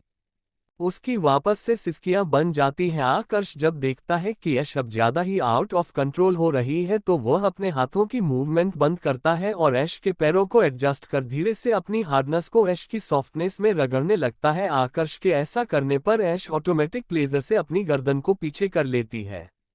ऐश के ऐसा करने पर आकर्ष तिरछी मुस्कान लिए उसकी बॉडी में एंटर कर जाता है और तेजी से तथरस्त करने लगता है। उसका हाथ ऐश के ब्रेस्ट को मसल रहे थे। ऐश अपने दोनों पैरों को आकर्ष की कमर में रैप कर लेती है। आकर्ष अपनी कमर को तेज तेज मूव करने लगता है। करीब आधा घंटा की लव मेकिंग के बाद आकर्ष खुद को ऐश की बॉडी से बाहर निकालता है और उसे गोद में उठा सीधे वॉशरूम के अंदर जाता है। बाथरूम में ऐश की पूरी बॉडी को क्लीन करने के बाद वह उसे बाथरॉब पहना बाहर लाता है। बाहर एक पैकेट में उन दोनों के कपड़े रखे हुए थे। आकर्ष ऐश को कपड़े पहनाता है, उसके बालों को सही कर उसे बेड पर लेटा खुद अपने कपड़े पहनता है। ऐश गौर से लगातार आकर्ष को देख रही थी। उसकी नज़र अपने आप ही आकर्ष के निचले पार्ट की ओर जाती है जो कि अभी भी हार्ड था। उसे देख वापस से ऐश का चेहरा गर्म होने लगता है। ऐश को वापस से ऐसे ब्लश करते देख आकर्ष उसकी नज़रों का पीछा करता है जो कि उसके निचले हिस्से पर थी। आकर्ष तिरछी मुस्कान लिए ऐश के सामने जा कहता है, लगता है मेरी बीवी का मन अभी भी नहीं भरा है। कोई बात नहीं बीवी, यहाँ से डिस्चार्ज होने के बाद मैं तुम्हें बहुत अच्छे तरीके से सेटिस्फाइड करूंगा। अभी यह वक्त सही नहीं है, हम रूम में चलकर काफी लॉन्ग टाइम लव मेकिंग करेंगे। ओके तुम दिल छोटा मत करो। आकर्ष के ऐसा कहने पर ऐश का मुंह खुला ही रह जाता है और उसका मन खुद को थप्पड़ मारने का कर रहा था। आखिर वह आकर्ष को ऐसी लस्टफुल नजरों से कैसे देख सकती है? और यह उसका हवसी हस्बैंड लगातार इसके मन में मेकिंग ही चलती रहती है। क्या वह अपनी नजरों को आकर्ष के ऊपर से हटा दूसरी तरफ देखने लगती है कि इतने में ही उनको गेट थपथपाने की आवाज आती है। आकर्ष ने अपने कपड़े पहन लिए थे। वह गेट खोलता है तो सामने अनोखी परेशान सी खड़ी थी। गेट खोलते ही वह बिना आकर्ष के ऊपर ध्यान दिए दंदनाते हुए अंदर घुस आती है और सीधी ऐश के पास जा उसे गले लगा लेती है। ऐश जिसकी बॉडी में अभी भी दर्द था और खासकर उसके सीने में अनोखी के ऐसे गले लगाने पर उसके सीने में दर्द होता है और उसकी दर्द से आह निकल जाती है। आकर्ष जो कि ऐश के हर एक मूवमेंट को देख रहा था, ऐश को दर्द में देख वह तुरंत ऐश के पास जाता है। अनोखी ऐश से अलग हो तुरंत उससे पूछती है, क्या तुम ठीक हो? मैंने तुम्हारी चोट को हट कर दिया क्या? दिखाओ मुझे कहाँ लगी है तुम्हें? अनोखी के ऐसा पूछने पर ऐश के गाल लाल हो जाते हैं। अब वह क्या ही अपनी फ्रेंड को बताती कि उसे कहाँ दर्द हो रहा है। ये सब उसके मॉन्स्टर हस्बैंड के कारण हुआ है जिसने कल रात तो उसे थकाया ही और सुबह भी नहीं छोड़ा। ऐश तिरछी नजरों से आकर्ष की तरफ देख रही थी जो कि हल्की स्माइल लिए उससे देख रहा था। आकर्ष की ऐसी स्माइल देख ऐश और चीर जाती है और उससे नजरें हटा अनोखी से कहती है, वह गिरने के कारण मेरी बॉडी में हल्का दर्द है जिसके कारण ऐसा हुआ। अनोखी ऐश के चेहरे पर देखती है जिस पर उसे थकान दिख रही थी। वह इसके चेहरे को पकड़कर कहती है, हाँ तुम्हारे चेहरे पर थकान भी दिख रही है, ऐसा लग रहा तुम सोई नहीं क्या, कुछ ज्यादा ही दर्द हो रहा था तुम्हें जो तुम्हें नींद नहीं आई रात भर। अनोखी के ऐसा कहने पर ऐश तिरछी नजरों से आकर्ष को देख रही थी जो कि आराम से सोफे में बैठा अपने एक पैर पर दूसरे पैर को रखे अपने एक पैर को हिला रहा था। उसे आकर्ष पर बहुत गुस्सा आ रहा था। यह उसका हस्बैंड बेड पर पहुंचते ही एक बीस्ट बन जाया करता था और कल उसने इतनी रफ तरीके से ऐश के साथ लव मेकिंग की जिसके कारण उसकी बॉडी में आज भी दर्द है, ऊपर से सुबह भी थका डाला इस राक्षस ने। अनोखी अभी यह सब बोल ही रही थी कि इतने में ही क्रिश रूम में आता है और तीनों को बताता है कि जिस लड़की ने ऐश को बचाया था उसे होश नहीं आया है और उन्हें डर है कि वह कहीं कोमा में ना चली जाए। क्रिश की बात सुन ऐश के माथे पर पसीना आ जाता है। उसे उस लड़की के लिए बुरा लग रहा, उसकी जान बचाने के चक्कर में उस लड़की की जान पर बनाए। ऐश आकर्ष की तरफ देखते हुए कहती है, प्लीज मुझे उसके पास ले चलिए। आकर्ष ऐश की भावनाओं को समझते हुए सीधे उसके बेड के पास पहुंचता है और उसे गोद में उठा लेता है। आकर्ष के ऐसा करने पर ऐश कसमसा आते हुए कहती है, मैं चल सकती हूँ, आप मुझे नीचे उतारिए। आप ऐश के ऐसा कहने पर आकर्ष ऐश के कान में बुदाते हुए कहता है, बीवी तुम्हें लगता है कि कल और आज की इंटीमेसी के बाद तुम चलने की भी हालत में हो, और यदि मैं तुम्हें नीचे उतार भी दूंगा तो तुम अपनी चाल से सब लोगों को चिल्ला चिल्ला कर बता दोगी कि इस रूम में हमने रात को और सुबह क्या क्या किया है। आकर्ष के ऐसा कहने पर ऐश के गाल लाल हो जाते हैं और वह बिना कुछ कहे चुपचाप अपने हाथों को आकर्ष के गले में रेप कर लेती है। आकर्ष ऐश को गोद में लिए ही उस लड़की के रूम की ओर चला जाता है। उनके पीछे पीछे क्रिश और अनोखी भी निकल जाते हैं। कुछ ही देर में वह लोग उस लड़की के रूम में थे और ऐश उसके बाजू में बैठी हुई थी और उसने उसका हाथ पकड़ा हुआ था। वह हूबहू बिल्कुल ऐश जैसी लग रही थी। अगर उस लड़की के माथे पर पट्टी ना बंधी होती तो ऐसा लगता कि ऐश शीशे में खुद को देख रही है। अनोखी जिसने आज पहली बार उस लड़की को देखा था उसका मुंह खुला का खुला रह जाता है और वह कभी ऐश को देख रही थी और कभी उस लड़की को। वह हल्का सा कोहनी मार क्रिश को कहती है, ये कैसे पॉसिबल है, ये दोनों एक जैसे कैसे लग सकती हैं, क्या ये कुंभ के मेले में बिछड़े हुई बहनें हैं। चैप्टर 116 कोमा घर वापसी रोमांस। आकर्ष लगातार उस लड़की की तरफ देख रहा था। उसकी नजरें उस लड़की के हाथ पर थी जिसे ऐश ने पकड़ा हुआ था। हद है, इस लड़के को उस लड़की से भी जलन हो रही है। आखिर यह आकर्ष कब से इतना जलनखोर बन गया। उन लोग अभी उस लड़की को देख ही रहे थे कि इतने में ही जिन डॉक्टरों ने कल इसकी सर्जरी की थी वह सभी आ जाते हैं। उनमें से एक डॉक्टर सबसे पीछे छुपा हुआ था, जिसका गला कल आकर्ष में पकड़ा हुआ था। वह उनका हेड डॉक्टर था और वही इस सर्जरी को लीड कर रहा था। उस डॉक्टर को ऐसे फिर से छिपने से क्रिश उससे कहता है, डॉक्टर मेहरा क्या आप बाहर आकर बताएंगे कि पेशेंट की हालत कैसी है। वह डॉक्टर एक नज़र आकर्ष को दिखाता है और एक नज़र क्रिश को और एक नज़र आकर्ष को। आकर्ष को देखने से उसे डर लग रहा था। आकर्ष बिना किसी भाव के उस डॉक्टर को देख रहा था। उसके कुछ न बोलने पर आकर्ष अपनी भारी आवाज में कहता है, क्या तुम्हें मुहूर्त लगेगा बताने के लिए, मेरे दोस्त ने जो पूछा है उसका जवाब दो। वह डॉक्टर हकलाते हुए कहता है, सर हमने बहुत कोशिश की लेकिन इनको होश नहीं आया, पर उनकी रिकवरी के काफ़ी अच्छी चांसेस हैं, पर हमें ये बताते हुए दुख हो रहा है कि यह कोमा में जा सकती है। पर अच्छी बात यह है कि यह कोमा ज़्यादा समय का नहीं होगा। जैसे जैसे इनकी रिकवरी होगी शायद ये कोमा से बाहर आ जाए। हमें इनकी रिकवरी के अच्छे साइन मिल रहे हैं, पर इनका होश में आना अभी पॉसिबल नहीं है। ये सब बोलने के बाद वो आकर्ष की तरफ देखता है। उसे डर लग रहा था क्योंकि आकर्ष ने कल कोमा वाली बात सुनकर ही उसका गला दबाया था। पर आकर्ष को आज इतना शांत देख वह एक गहरी सांस लेता है और क्रिश की तरफ देखता है। ऐश जिसे डॉक्टर की पूरी बात सुनी थी उसकी आंखों से आंसू आ जाते हैं। उसे तो विश्वास ही नहीं हो रहा था कि उसकी एक लापरवाही के कारण एक लड़की बेड पर लेट गई है और वह कोमा में भी जा चुकी है। ऐश खुद को दोषी समझ रही थी। आकर्ष ऐश की सिसकी को सुनकर तुरंत उसके पास जाता है और उसे खुद से चिपका लेता। ऐश जो कि बैठी हुई थी वह आकर्ष की कमर पर हाथ डाल अपने सर को उसकी कमर पर रब करते हुए कहती है, मैं बहुत बुरी लड़की हूँ, मेरी वजह से आज उनकी यह हालत है।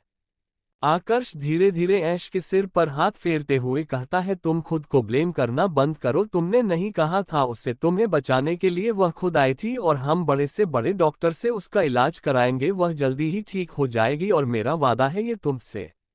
आकर्ष की बात सुन पहले तो ऐश चिढ़ जाती है, पर उसकी पूरी बात सुनकर उसे उम्मीद जागती है कि आकर्ष कुछ ना कुछ कर उस लड़की को ठीक करवा देगा। आकर्ष क्रिश को इशारा करता है तो क्रिश बाहर जाते हुए अनोखी को ऐश के साथ रहने को बोलता है। आकर्ष ऐश को खुद से दूर कर अनोखी को देखता है तो अनोखी ऐश के पास आ जाती है। आकर्ष क्रिश के पीछे पीछे बाहर आता है। क्रिश और आकर्ष गैलरी के दूसरी तरफ खड़े हुए थे। इस एरिया में ज्यादा कोई आता जाता नहीं था। इस समय आकर्ष सिगरेट की कस ले रहा था और साथ में ही क्रिश उसके हाथों से सिगरेट ले उसे पी रहा था। दोनों एक ही सिगरेट को शेयर कर रहे थे। आकर्ष सिगरेट के एक कस को लेकर धुआं हवा में छोड़ते हुए कहता है, उस लड़की की अच्छे से केयर होनी चाहिए, उसे अच्छे से अच्छे ट्रीटमेंट देने की व्यवस्था करो। उस लड़की ने मेरी बीवी की जान बचाई है और मैंने अपनी बीवी से प्रॉमिस किया है कि मैं उसे ठीक कर दूंगा। आकर्ष के ऐसा कहने पर क्रिश सिगरेट का कस लेकर आकर्ष की तरह बहाता है और धुएं को हवा में छोड़ते हुए कहता है, मैंने पहले ही नर्स और डॉक्टर को 24 घंटे के लिए हर कर लिया है, वह लोग अल्टरनेट उसका ध्यान रखेंगे और मैंने भाभी के डॉक्टर से भी बात कर ली है, उनका डिस्चार्ज रेडी है, तुम उन्हें घर लेकर जा सकते हो। आकर्ष सिगरेट की कस लेकर उसे नीचे फेंक पैरों से मसलते हुए हाँ में सिर हिला आगे की तरफ बढ़ जाता है। ऐश ने अभी भी उस लड़की का हाथ पकड़ा हुआ था। आकर्ष जिसे उस लड़की से जलन हो रही थी वह तुरंत ऐश के पास आता है और उसका हाथ अलग करते हुए कहता है, घर से फोन आया था, सब तुम्हारा इंतजार कर रहे हैं, हमने डिस्चार्ज पेपर रेडी कर लिए हैं, चलो अब हमें घर चलना है। क्या हम इन्हें घर लेकर नहीं जा सकते? ये यहाँ अकेली क्या करेगी?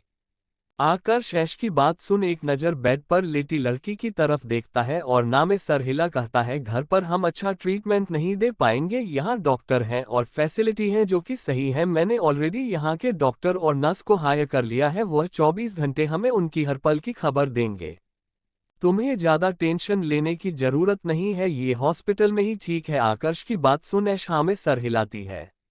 आकर्ष ऐश को गोद में उठा वार्ड के बाहर चला जाता है। अनोखी जो कि ऐश के पीछे पीछे जा रही थी। क्रिश उसका हाथ पकड़ते हुए कहता है, तुम कहाँ जा रही हो? तो अनोखी चीरते हुए कहती है, मैं अपनी फ्रेंड के साथ जा रही हूँ, अब यहाँ अकेली रहकर क्या करूँगी?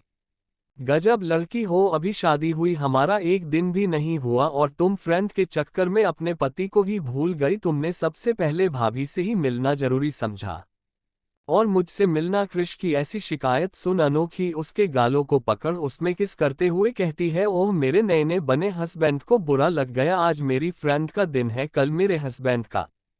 क्रिश तो अनोखी के ऐसे किस करने पर ही फ्लैट हो गया था, पर अनोखी की पूरी बात सुन उसकी त्योरियां चट जाती है। वह जैसे ही अनोखी की तरफ देखता है तो वो मुस्कुराते हुए वार्ड से बाहर चली जाती है। आकर्ष ऐश को लेकर अस्पताल के बाहर आता है और उसे कार की बैक सीट में बैठा खुद उसके साइड में बैठ जाता है और ड्राइवर उन दोनों की कार को सीधे रॉयविला लेकर चला जाता है। क्रिश अनोखी के पीछे पीछे आ रहा था और वह अनोखी के हाथ को पकड़ सीधे अपने केबिन में लेकर जाता है और अपने केबिन के डोर से सटा उसे किस करने लगता है। क्रिश के ऐसे एकदम से हमला करने पर अनोखी को कुछ समझ नहीं आता, पर क्रिश के लगातार उसके होठों को शक करने पर वह उसके किस का रिस्पांस करने लगती है और उसके बालों में अपने हाथ फेरने लगती है।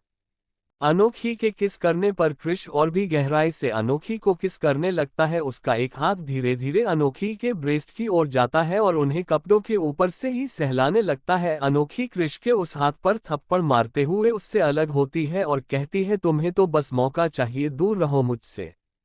पर क्रिश जो कि बहक चुका था वह अनोखी को वापस से उस दरवाजे से चिपका उसके लिप्स को वापस से कैप्चर करता है और किस करने लगता है। अब अनोखी भी किस को करते हुए क्रिश को एक नज़र देख उसका हाथ ऑटोमेटिक क्रिश के पेंट के ऊपर उसकी हार्डनेस पर चला जाता है। अनोखी के ऐसा करने पर क्रिश की पूरी बॉडी में कर्ट फैल जाता है और वह उसके एक ब्रेस्ट को जोर से दबा देता है। अनोखी की एक तेज चीख निकल जाती है। दूसरी तरफ कुछ ही देर में दोनों रॉय विला पहुंच जाते हैं। आकर्ष ऐश को गोद में उठाए दे से ही विला के अंदर जाता है कि एकदम से उन्हें तेज आवाज आती है, वहीं रुक जाओ तुम दोनों। दोनों सर उठाकर ऊपर की ओर देखते हैं तो दादी माँ उनकी तरफ देख रही थी। दादी माँ आकृति जी को इशारा करती है तो आकृति जी एक पूजा की थाला दोनों की आरती उतारती है और कुछ मिर्चियों को ले ऐश और आकर्ष के ऊपर से उतार कर एक नेट को बाहर फेंकने को कहती है। आकर्ष आकृति जी की तरफ देखते हुए कहता है, यदि आप लोगों का ये सब खत्म हो गया है तो क्या मैं अपनी बीवी को रूम में ले जा सकता हूँ, वह वैसे ही वो थकी हुई है। दादी माँ आकर्ष के ऐसा कहने पर अपनी भौं ऊंची करते हुए कहती है, तुमने मेरी बहू को इतना थकाया है इसलिए वह ऐसी थकी हुई दिख रही है। दादी माँ के ऐसे से खुल्लम खुल्ला ये बात कहने से ऐश को खांसी आने लगती है। ठीक है, ऐसा ही हल आकृति जी और अनिशा जी का था। आकर्ष जिसे कोई फर्क नहीं पड़ता वह सबको इग्नोर कर ऐश को रूम की तरफ ले जाता है। चैप्टर 117 रेयांश राजपूत बाइट दादाजी का कॉल। राजपूत हाउस। एक महल जैसे घर में लगातार सामान तोड़ने की आवाज आ रही थी। सारे सर्वेंट उन आवाजों को सुनकर डरे हुए थे। उनमें से एक उम्रदराज बटलर अपनी हिम्मत बटोरते हुए एक रूम के सामने आकर खड़ा होता है और बहुत ही हिम्मत के साथ उस रूम का दरवाजा खटखटाता है। रूम के अंदर से एक गुस्से से भरी आवाज आती है। उस आवाज को सुन बटलर कांप जाता है, फिर भी वह दरवाजा खटखटाना बंद नहीं करता। अंदर बैठा इंसान फ्रस्ट्रेशन में जैसे ही दरवाजा खोलता है, सामने खड़े उस बटलर को देख उसकी त्योरियां चट जाती हैं। वह गुस्से में कहता है, काका आपसे मैंने कितनी बार कहा है जब मैं अपने रूम में रहूं तो मुझे कोई डिस्टर्ब ना करे। सामने बूढ़ा बटलर उस इंसान की चिंता करते हुए कहता है, पर बेटा ऐसे में तो तुम खुद को ही चोट पहुंचा। लोग देखो तुमने अपना और रूम का क्या हाल बना रखा है, और खुद का देखो तुम कैसे थे और कैसे हो गए हो। वह इंसान जोर जोर से हंसते हुए कहता है, ये सब आपके उन बड़े मालिक के रहमो करम है जिसे मेरी खुशी देखी नहीं गई। आखिर क्या ही मांगा था मैंने उनसे कि मुझे मेरी बेबी डॉल के साथ रहने दे, पर नहीं, उन्होंने उसे जानबूझकर मेरी कैद से आज़ाद करवा दिया। मुझसे दूर जाने की सजा तो बेबी डॉल को मिलेगी और साथ ही साथ आपके बड़े मालिक को भी। इसके साथ ही वह शख्स रूम के अंदर जा टेबल से एक शराब की बोतल उठाता है और उसे पीने लगता है। बटलर को उस रूम से तेज शराब की गंध आ रही थी और वह निराशा में अपना सिर हिला उस रूम के सामने से नीचे की ओर चला जाता है। नीचे सारे सर्वेंट चिंता में खड़े हुए थे। जैसे ही बटलर आता है तो उनमें से एक सर्वेंट आगे आते हुए कहता है, क्या कहा काका, छोटे मालिक ने, वह इतने गुस्से में क्यों है। बटलर निराशा में सिर हिला सोफे में बैठ जाता है और कहता है, बड़े मालिक ने बिटिया की भलाई के लिए जो फैसला लिया था उसे छोटे मालिक मानना ही नहीं चाहते। उन्हें लगता है कि बड़े मालिक ने जानबूझकर बिटिया को उनसे दूर किया है। अब कौन ही समझाए छोटे मालिक को कि किसी को जबरदस्ती अपने पास रखना कहाँ की समझदारी है। पर छोटे मालिक का ऐसा हाल देख मुझे लगता है कि बिटिया उनके पास जब थी छोटे मालिक कितना खुश रहा करते थे, पर हम छोटे मालिक की खुशी को देखते हुए बिटिया का बुरा नहीं सोच सकते हैं। आज बिटिया जहां भी हो खुश हो। उनमें से एक महिला मेड आगे आते हुए अपने आंसुओं को पोंछती है और कहती है, पता नहीं क्यों काका, जब से बिटिया यहाँ से गई हैं मुझे अच्छा नहीं लग रहा। ऐसा लग रहा है जैसी बिटिया बहुत बड़ी मुसीबत में है। शायद इसी का आभान छोटे मालिक को हो गया है। भले ही वह कितने ही निर्दयी हो, पर हम सभी जानते हैं कि वह बिटिया से कितना प्यार करते हैं। बिटिया के ना मिलने के कारण ही वह इतने गुस्से में है।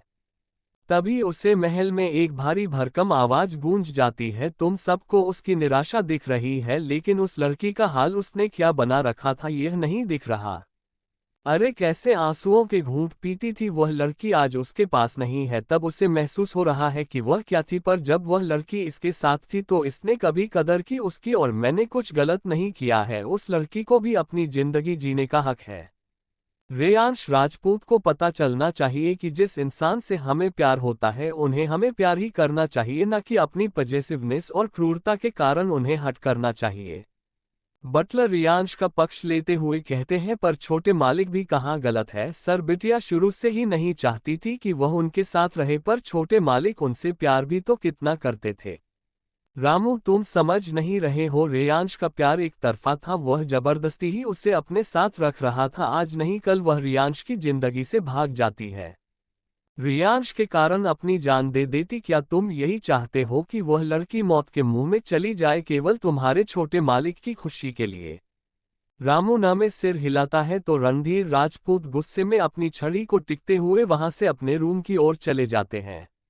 रामू काका निराशा में सर हिला कहते हैं, दोनों दादा पोते की लड़ाई में हम पीस रहे हैं। हम छोटे बाबा को दुखी देख नहीं सकते पर बड़े मालिक की बात को नकार भी नहीं सकते। छोटे मालिक ने ये हालात खुद बनाए हैं जिसके कारण बिटिया आज उनके साथ नहीं है। भगवान रेयांश बाबा को सद्बुद्धि दे। यहाँ दूसरी तरफ आकर्ष ऐश को गोद में उठा सीधे अपने रूम में लाता है और बेड पर लेटा देता है। ऐश आकर्ष को खुन्नस में देख रही थी और वैसे ही कहती है, क्या जरूरत थी आपको दादी माँ के सामने वह सब कहने की? मुझे कितनी शर्म आ रही थी। आकर्ष अपनी एक भौं उचकाते हुए कहता है, रियली बीवी तुम्हें शर्म आ रही थी, पर जब मैं वह सब करता हूँ तुम तो मुझसे भी ज्यादा इंजॉय करती हो। हाँ, पर यह कहना भी गलत नहीं होगा कि उतनी ही तुम चीखती हो। तुम्हारी चीखें सुनकर मैं कुछ ज्यादा ही एक्साइटेड हो जाता हूँ। ऐश आकर्ष के कंधे में मारते हुए कहती है, आप कितने बेशर्म हैं ना। नीचे मॉम चाची माँ दादी माँ थी और दादी माँ को भी नहीं लगता कुछ कहने में। आकर्ष जोर जोर से हंसते हुए कहता है, मेरी दादी माँ मुझे बहुत अच्छे से जानती है, इसलिए तुम भी आदत डाल लो, वह ऐसे ही खुले विचारों की है। लेकिन मुझे ये बताओ कि जब से हमारी शादी हुई है मुझे तो एक अलग ही ऐश्वर्या देखने को मिल रही है। ये वह ऐश्वर्या तो नहीं है जो कॉलेज के फर्स्ट डे थी। तुम कितनी बेशर्मी के साथ मेरे साथ फ्लर्ट करती थी, तब तो तुम्हें शर्म नहीं आती थी। अब रियली में मैं तुम्हारा हस्बैंड बन चुका हूँ, हमारे बीच वह सब हो चुका है और यदि कोई तुम्हें उससे लेकर छेड़ता है तो तुम्हें बड़ी शर्म आती है। आकर्ष के ऐसा कहने से ऐश के गाल लाल हो जाते हैं और वह मुंह बनाते हुए कहती है, वह सब शादी के पहले की बात थी और मैं बस आपको छेड़ने के लिए वह सब कहती थी, पर यहाँ बात ही कुछ अलग है। आकर्ष एकदम से ऐश करीब आते हुए कहता है, अच्छा ऐसी क्या बात अलग है हमें? आकर्ष के एकदम से करीब आने पर ऐश पीछे हो जाती है और कहती है, आप दूर रहकर भी तो बात कर सकते हैं ना। आकर्ष वैसे ही ऐश के करीब रहकर ना, मैं गर्दन हिला कहता है, बिल्कुल नहीं, मुझे तो पास रहकर ही बात करनी है। इसके साथ ही ऐश ने जो मिडी पहनी हुई थी उसका गला नीचे कर आकर्ष ऐश के दिख रहे सीने के तिल को, जो कि एक उभर के ऊपर था, उस पर वाइट कर उससे शक कर लेता है। आकर्ष के ऐसा करने पर ऐश की कामुक सिसकी निकल जाती है और उसके गाल लाल हो जाते हैं। आकर्ष अपनी नजरों को ऊपर कर ऐश को देख रहा था जो कि धीरे धीरे पिघलने लगी थी। आकर्ष ऐश के ऊपर लीन होते हुए उसकी मिडी की चेन को खोल देता है और उसके एक ब्रेस्ट को मुंह में भरकर शक करने लगता है और एक को अपने हाथों में लेकर दबाने लगता है। ऐश आकर्ष के ऐसा करने पर प्लेजर से अपनी गर्दन को पीछे कर लेती है। आकर्ष ऐश की मोहक आवाज को सुनकर और भी तेजी से उन्हें शक करता है और मसलने लगता है। आकर्ष का दूसरा हाथ धीरे धीरे ऐश के मिड एरिया की तरफ जा रहा था कि इतने में ही ऐश का मोबाइल बजने लगता है। आकर्ष जो कि मूड में आ चुका था, ऐश के मोबाइल की आवाज सुन वह उसे इग्नोर कर अपने काम में जुड़ जाता है, पर दोबारा मोबाइल फिर बजता है। ऐश जो कि आकर्ष के बहाव में बह रही थी, अपने मोबाइल की आवाज सुन वह होश में आती है और आकर्ष के सर को अपने सीने से दूर कर अपने मोबाइल को उठाने लगती है। आकर्ष जिसने अपने दांतों की हेल्प से उसके सीने को पकड़ा हुआ था, ऐश के एकदम से अलग करने पर वह हल्का सा उन्हें काटते हुए अलग हो जाता है। ऐश की एक दर्द भारी चीख निकल जाती है। वह जैसे ही अपना सर नीचे कर देखती है तो उसके एक सीने पर आकर्ष के दांतों के निशान बने हुए थे। वह गुस्से में आकर्ष को देखती है तो आकर्ष एक प्लेफुल स्माइल देकर सीधे बाथरूम की तरफ चला जाता है। ऐश जल्दी से अपनी ब्रा को सेट कर अपनी मिडी की चेन को बंद करती है और कॉल उठाती है तो देखती है दादाजी उससे कॉल कर रहे हैं। ऐश दादाजी के कॉल को रिसीव कर उनसे बातें करने लगती है और उस लड़की के बारे में सारी बातें बता देती है। दादाजी भी ये सुनकर चौंक जाते हैं कि उस लड़की का चेहरा हूबहू ऐश के जैसे मिलता है। चैप्टर 118 अनोखी और क्रिश की हॉट इंटीमेसी। दूसरी तरफ क्रिश के केबिन में अलग ही गर्म माहौल था। अनोखी और क्रिश के कपड़े जगह जगह फैले हुए थे और अनोखी सोफे पर लेटी हुई थी और क्रिश उसके निचले एरिया को किस और शक किया जा रहा था। अनोखी के हाथ क्रिश के सर को सहला रहे थे। अनोखी क्रिश के सर को अपने मिड एरिया की तरफ पुश कर रही थी। क्रिश अपनी जीभ के जरिए अनोखी के उभरे हुए होंठों को एक्सप्लोर कर रहा था। अनोखी प्लेजर से मौन कर रही थी, उसकी कमर हल्की उठी हुई थी और गर्दन पीछे की ओर झुकी थी। अनोखी क्रिश के द्वारा दिए जा रहे प्लेजर को एंजॉय कर रही थी। अनोखी की कामुक आवाजों को सुनकर क्रिश और भी उत्तेजित हो रहा था। क्रिश के लगातार उसके मिड एरिया को शक करने से अनोखी कुछ ही देर में अपने क्लाइमैक्स पर पहुंच जाती है। अनोखी के क्लाइमैक्स पर पहुंचते ही क्रिश उसके सारे जूस को शक कर पी जाता है। अनोखी लगातार क्रिश की ओर देख रही थी। क्रिश अनोखी की ओर देख एक आंख विंक करते हुए कहता है, "यू आर वेरी टेस्टी जान।" क्रिश के ऐसा कहने पर अनोखी के गाल लाल हो जाते हैं। क्रिश अनोखी को देखते हुए ही अपनी बेल्ट को निकालने लगता है और धीरे से अपने कपड़ों को रिमूव कर देता है। अनोखी, जिसकी नज़र लगातार क्रिश के निचले हिस्से पर थी, जैसे ही क्रिश अपनी हार्डनेस को रिलीज करता है, अनोखी उसके मेनहुड को देखते रह जाती है। अपने आप ही वह अपने होठों को दांतों तले दबा लेती है। क्रिश जैसे ही अनोखी के ऊपर झुकने वाला था, अनोखी एकदम से उसे रोक सोफे पर धक्का दे देती है और खुद उसके ऊपर आ जाती है। क्रिश अनोखी के ऐसा करने पर उसे नासमझी में देखने लगता है, तो अनोखी अपने हाथों से क्रिश के हार्ड रोड को पकड़कर अपने हाथों को मूव करने लगती है। अनोखी के ऐसा करने पर क्रिश के सिसकी निकल जाती है और उसकी सांसें तेज हो जाती है। क्रिश अनोखी को देखते हुए अपनी सांसों को संभालता है और कहता है, "ये तुम क्या कर रही हो?" अनोखी तिरछी स्माइल से क्रिश की तरफ देखती है और कहती है, "जो प्लेजर तुमने मुझे दिया है वह मैं तुम्हें दे रही हूँ। आखिर तुम्हें भी तो पता चलना चाहिए कि दूसरों को तड़पाने का मतलब क्या होता है जब तुम खुद उस तड़प से गुजारोगे।" अनोखी लगातार क्रिश को देखते हुए धीरे धीरे अपने सर को उसके निचले एरिया में झुकाती है और उसके मेनहुड के ऊपरी टिप को किस करती है। अनोखी के ऐसा करते ही क्रिश गुर्राने लगता है और अनोखी को अपनी लस्टफुल नजरों से देखने लगता है। अनोखी धीरे धीरे उसके मेनहुड को शक कर रही थी। अनोखी के द्वारा दिए जा रहे प्लेजर से क्रिश और भी उत्तेजित हो रहा था। समय के साथ अनोखी को महसूस हो रहा था कि क्रिश का मेनहुड और भी हार्ड होता जा रहा है। अनोखी के लगातार ऐसे करने पर क्रिश उसके बालों को पकड़ अपने हार्ड मनहुड पर दबाव बनाने लगता है। अनोखी लगातार उसके मैनहुड को सक किए जा रही थी। अनोखी के ऐसे बार बार टीज करने से क्रिश और भी उत्तेजित हो रहा था। वह एकदम से अनोखी को पकड़ता है और सोफे से उठ अनोखी को वैसे ही दीवार से सटा देता। अनोखी तो क्रिश की फुर्ती देखकर ही सन रह गई थी। उसे लगा नहीं था कि क्रिश इतना उत्तेजित हो जाएगा। अब उसे हल्का हल्का डर लगने लगा था, क्योंकि क्रिश उसे बहुत ही डेंजरस लुक दे रहा था। उसकी आंखों में लस्ट साफ दिख रही थी। क्रिश अनोखी के ऐसे डरे चेहरे को देखकर तिरछी मुस्कान देता है और उसके एक पैर को अपने कमर में टक करता है और धीरे से उसके सॉफ्टनेस पर अपनी हार्डनेस को रब करता है। अनोखी क्रिश के ऐसा करने पर सिसक जाती है। क्रिश की हार्डनेस को अपनी सॉफ्टनेस में महसूस कर उसे अब हल्का डर लगने लगा था, क्योंकि क्रिश काफी हार्ड हो चुका था। क्रिश अनोखी के ऐसे डरे हुए चेहरे को देख धीरे धीरे खुद को अनोखी के अंदर एंटर करने लगता है। अनोखी की सांस अटक जाती है क्रिश के ऐसा करने से। ये पोजीशन उन दोनों ने ट्राई नहीं की थी, जिससे अनोखी को हल्का हल्का दर्द हो रहा था। क्रिश काफी स्लोली उसे स्वीट टॉर्चर देते हुए खुद को एंटर कर रहा था। वह अनोखी के अंदर पूरा एंटर हो जाता है। अनोखी को क्रिश की हार्डनेस अपने पेट तक महसूस हो रही थी और वह सिसकते हुए क्रिश से कहती है, "ये बहुत डीप है, प्लीज इससे बाहर निकलो, मुझे दर्द हो रहा है।" पर क्रिश वैसे ही तिरछी मुस्कान दिए कहता है, "नो जान, अब ये पॉसिबल नहीं है। अब तो ये तुम्हें चरम सुख देकर ही बाहर आएगा।" इसके साथ ही क्रिश अपनी कमर को मूव करने लगता है। क्रिश के ऐसा करने पर अनोखी और भी चिल्लाने लगती है।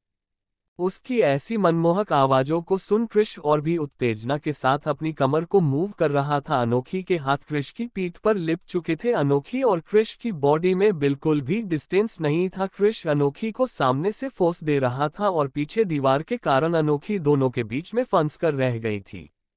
क्रिश लगातार अपनी कमर को मूव किए जा रहा था। अनोखी के अपने पैरों में कांप कपी महसूस होती है और वह हल्का लड़खड़ा आने लगती है, जिसे महसूस कर क्रिश अनोखी को वैसे ही होल्ड किया उसके दूसरे पैर को भी अपनी कमर में टक कर लेता है और सीधे अनोखी को अपनी टेबल के पास ले जाता है और अपने टेबल के ऊपर सामानों को अपने हाथ से दूर कर अनोखी को उसमें लेटा देता और उसके दोनों पैरों को अपने सीने में रख तेजी से अपनी कमर को मूव करने लगता है। अनोखी की पूरी बॉडी मूव कर रही थी।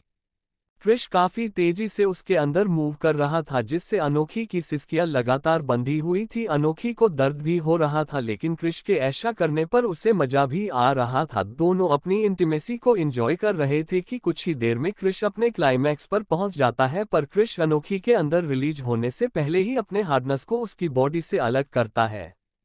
अनोखी, जो कि क्रिश की दिए जा रहे स्वीट प्लेजर को एंजॉय कर रही थी, एकदम से क्रिश के बाहर आने पर उसे वह ना समझी मैं देखने लगती है और चिढ़कर कहती है, क्या हुआ? क्रिश अनोखी के ऐसे चीरने पर सकपका जाता और कहता है, वह मैंने प्रोटेक्शन यूज नहीं किया था। अनोखी को अब गुस्सा आने लगता है और वह गुस्से से कहती है, तुम रियली एक डॉक्टर हो? ये सब करते हुए तुम्हें ये चीज याद नहीं रहती? जब मैं क्लाइमैक्स पर पहुंचने वाली हूं तभी तुम्हें ये सब याद रहता है। अनोखी के ऐसे चीरने पर क्रिश जल्दी से अपनी टेबल की तरफ से प्रोटेक्शन का पैकेट निकालता है और उसे वेयर करता है। अनोखी लगातार क्रिश को घूर रही थी। अनोखी चीरकर कहती है, अब ये तुम्हारे पास कहां से आया? कल तो यह नहीं था।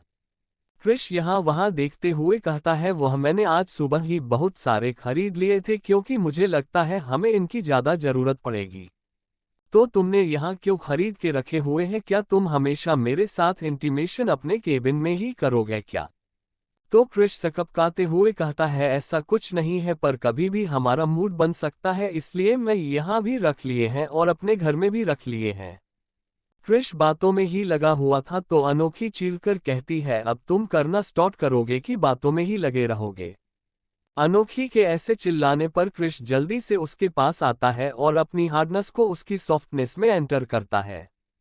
क्रिश के ऐसे एकदम से एंटर होने पर अनोखी की चीख निकल जाती है और वह क्रिश को घूरने लगती है। तो क्रिश कहता है, तुमने ही कहा था कि तुम कंट्रोल नहीं कर पा रही हो, इसलिए मैंने जल्दबाजी में बिना देर किए पुश कर दिया। अनोखी क्रिश के ऐसा कहने पर बस उसे घूरती रहती है, तो क्रिश जल्दी से अपनी कमर को मूव करने लगता है। अनोखी, जो कि लगातार क्रिश को घूर रही थी, उसके ऐसा करने पर प्लेजर से उसकी आंखें बंद हो जाती हैं और वह अपनी लव मेकिंग को एंजॉय करने लगती है। करीब 2 घंटे बाद दोनों एक दूसरे से चिपक कर सोफे पर लेटे हुए थे।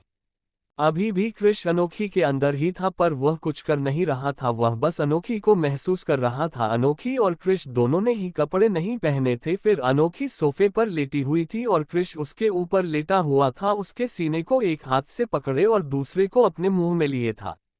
अनोखी, जो कि थकान के कारण सो गई थी, क्रिश का मन अभी भी नहीं भरा था, वह लगातार अनोखी के उभारों को सक किए जा रहा था।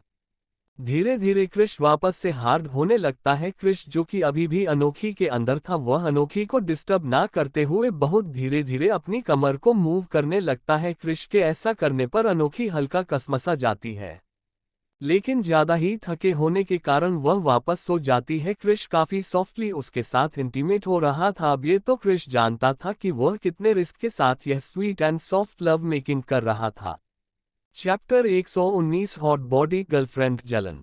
अनोखी सोफे पर थक कर लेटी हुई थी। वह बिल्कुल बेहोशी की हालत में पहुंच गई थी। इतनी हॉट लव मेकिंग के बाद उसमें बिल्कुल भी ताकत नहीं थी। क्रिश, जो कि अनोखी के ऊपर लेटा हुआ था, उसका मन अभी भी नहीं भरा था। वह अनोखी के साथ दोबारा इंटीमेट होना चाहता था, पर अनोखी को ऐसे थका हुआ देख वह चुपचाप उसके ऊपर ही लेटा हुआ उसे निहारे जा रहा था।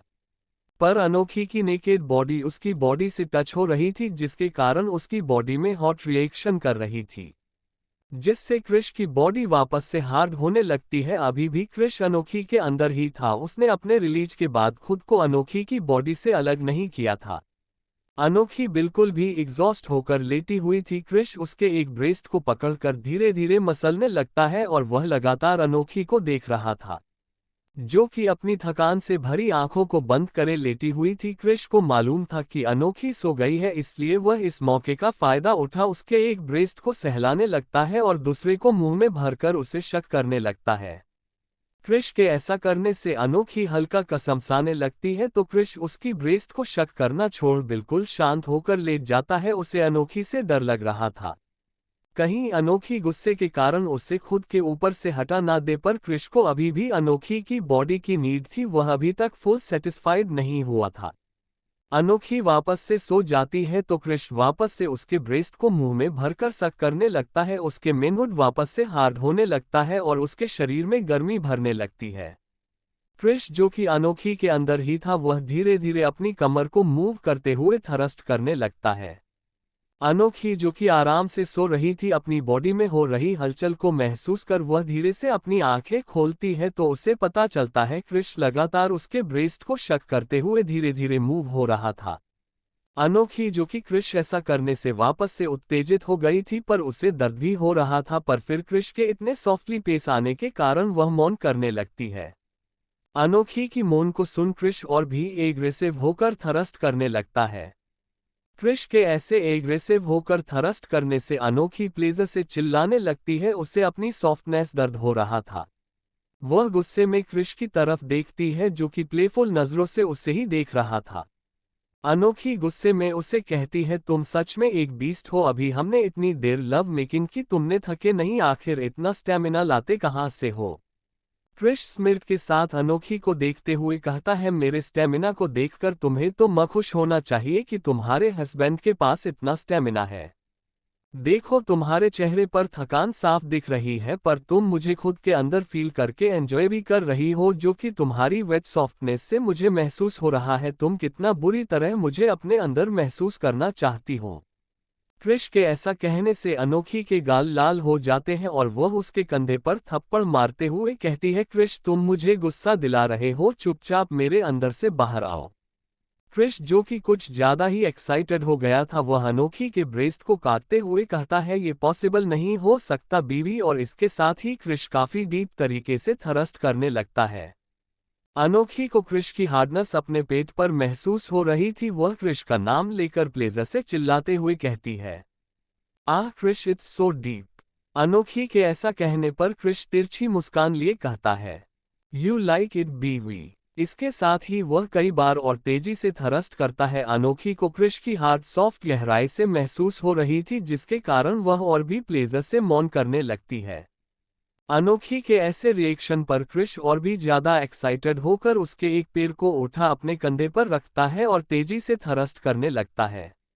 अनोखी लगातार क्रिश का नाम लेकर मौन कर रही थी। अनोखी के मुंह से इतनी सेडिक्टिव वे में अपना नाम सुन क्रिश काफी उत्तेजित हो गया था। वह बिल्कुल रफ तरीके से अनोखी के साथ पेश आ रहा था। करीब 1 घंटे बाद क्रिश अनोखी के अंदर ही खुद को रिलीज करता है। अब अनोखी की हालत बहुत ही खस्ता हो गई थी, एक तो इतनी लॉन्ग इंटीमेसी, उसके बाद वापस से क्रिश को झेलना उसके लिए नामुमकिन ही था। क्रिश उसे गोद में उठा अपने बाथरूम में लेकर जाता है और बाथटब में गर्म पानी भर अनोखी को लेकर टब में बैठ जाता है। गर्म पानी से भरे बाथटब में अनोखी को काफी अच्छा महसूस हो रहा था। क्रिश लगातार उसके निचले एरिया को सहला रहा था जिससे अनोखी को आराम मिल रहा था। करीब आधा घंटा अच्छे से बाथ लेने के बाद क्रिश अनोखी को गोद में उठा रूम में लेकर आता है। क्रिश ने पहले ही अनोखी के लिए एक्स्ट्रा कपड़ों का इंतजाम कर लिया था क्योंकि वह जानता था कि एक बार अनोखी के करीब आने के बाद वह दोबारा खुद को रोक नहीं पाएगा। इसलिए उसने अपने हॉस्पिटल के केबिन में पहले ही सारी व्यवस्थाएं कर ली थी। अनोखी जो कि गहरी नींद में चली गई थी। क्रिश अनोखी को एक नज़र देख उसे उसके कपड़े पहनाने लगता है। अनोखी में हाथ हिलाने की भी ताकत नहीं थी, वह चुपचाप क्रिश जो कर रहा था उसे करने दे रही थी। अनोखी को कपड़े पहनाने के बाद क्रिश खुद अपने कपड़े चेंज करता है और अनोखी को गोद में उठा पार्किंग एरिया से कार निकाल लूथरा विला की ओर मोड़ देता है।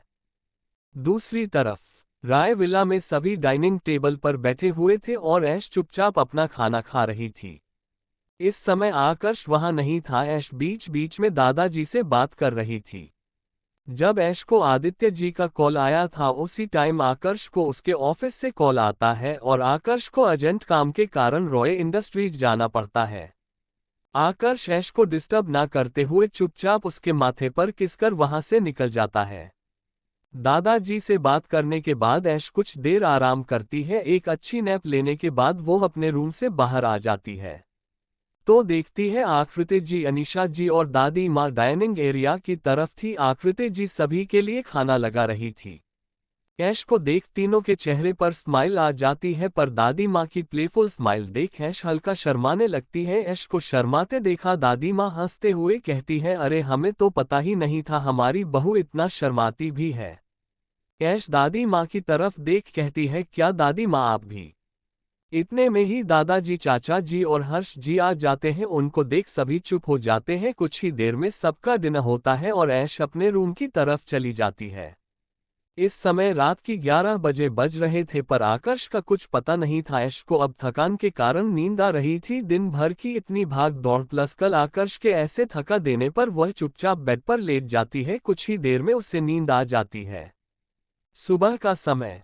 अपनी अलार्म की आवाज सुन ऐश हड़बड़ाते हुए उठती है और उसकी नज़र अपने बाजू में जाती है जहां पर एक भी सिलवटें नहीं थी। उसे समझते देर नहीं लगती कि आकर्ष रात भर घर नहीं आया है। उसके चेहरे पर चिंता की लकीरें आ जाती हैं। आखिर आकर्ष रात भर था कहाँ? ऐश आकर्ष का नंबर ट्राई करती है। एक बार रिंग जाने के बाद कोई कॉल नहीं उठाता तो ऐश दोबारा कॉल करती है। कुछ देर बाद कॉल पिक होता है। ऐश कुछ बोलती कि सामने से एक लड़की की आवाज आती है। हेलो। आकर्ष के मोबाइल से लड़की की आवाज सुन ऐश की त्योरियां चढ़ जाती हैं और वह हल्के गुस्से में कहती है, आप कौन बोल रही हैं और आपके पास ये मोब कहाँ से आया? ऐश के ऐसा बोलने पर सामने वाली लड़की आकर्ष के मोबाइल में आईफोन की इड में देखती है जिस पर माय लव लिखा हुआ था। आकर्ष के मोबाइल में किसी का नाम माय लव के नाम से सेव देख उस लड़की का पूरा चेहरा गुस्से से लाल हो जाता है और वह आकर्ष को ऐश से दूर करने के इरादे से कहती है, मैं आकर्ष की गर्लफ्रेंड बोल रही हूँ। अभी वो काफी थके हुए हैं और बाथरूम में फ्रेश होने गए हैं, तो प्लीज हमें हमारे क्वालिटी टाइम में डिस्टर्ब मत करो। सामने वाली लड़की के मुंह से ये सुनकर कि वो आकर्ष की गर्लफ्रेंड बोल रही है और दोनों साथ में टाइम स्पेंड कर रहे हैं, ऐश का चेहरा गुस्से से लाल हो जाता है। फिर वो लड़की तिरछी मुस्कान लिए बोलती है, मैं उनकी गर्लफ्रेंड हूँ, जल्दी ही हमारी एंगेजमेंट होने वाली है और खबरदार जो दोबारा कॉल करने की कोशिश की। इसके साथ ही वह कॉल कट कर देती है और कॉन्टैक्ट लिस्ट में जाकर ऐश का कॉल लिस्ट डिलीट कर देती है और चुपचाप उस मोबाइल को वहां रखकर इतराते हुए रूम से बाहर निकल जाती है। उस लड़की के ऐसा करने पर ऐश गुस्से से लाल हो जाती है और वह उठकर सीधे बाथरूम की ओर जाती है। इस बार उसने सोच लिया था कि वह आकर्ष को इतनी आसानी से जाने नहीं देगी। चैप्टर 120। ऐश आकर्ष के ऑफिस में। ऐश अपने मोबाइल को काटा देख उसे बेड पर पटकते हुए गुस्से में बेड से उठती है और सीधे बाथरूम में चली जाती है। ऐश शावर के नीचे खड़ी अपने हाथों की मुट्ठियां बंद कर अपने गुस्से को शांत कर रही थी। ऐश लगातार उस कॉल के दूसरी तरफ वाली लड़की के बारे में सोच रही थी कि आखिर उसने खुद को आकर्ष की गर्लफ्रेंड कैसे कहा। क्या आकर्ष उसे चीट कर रहा है?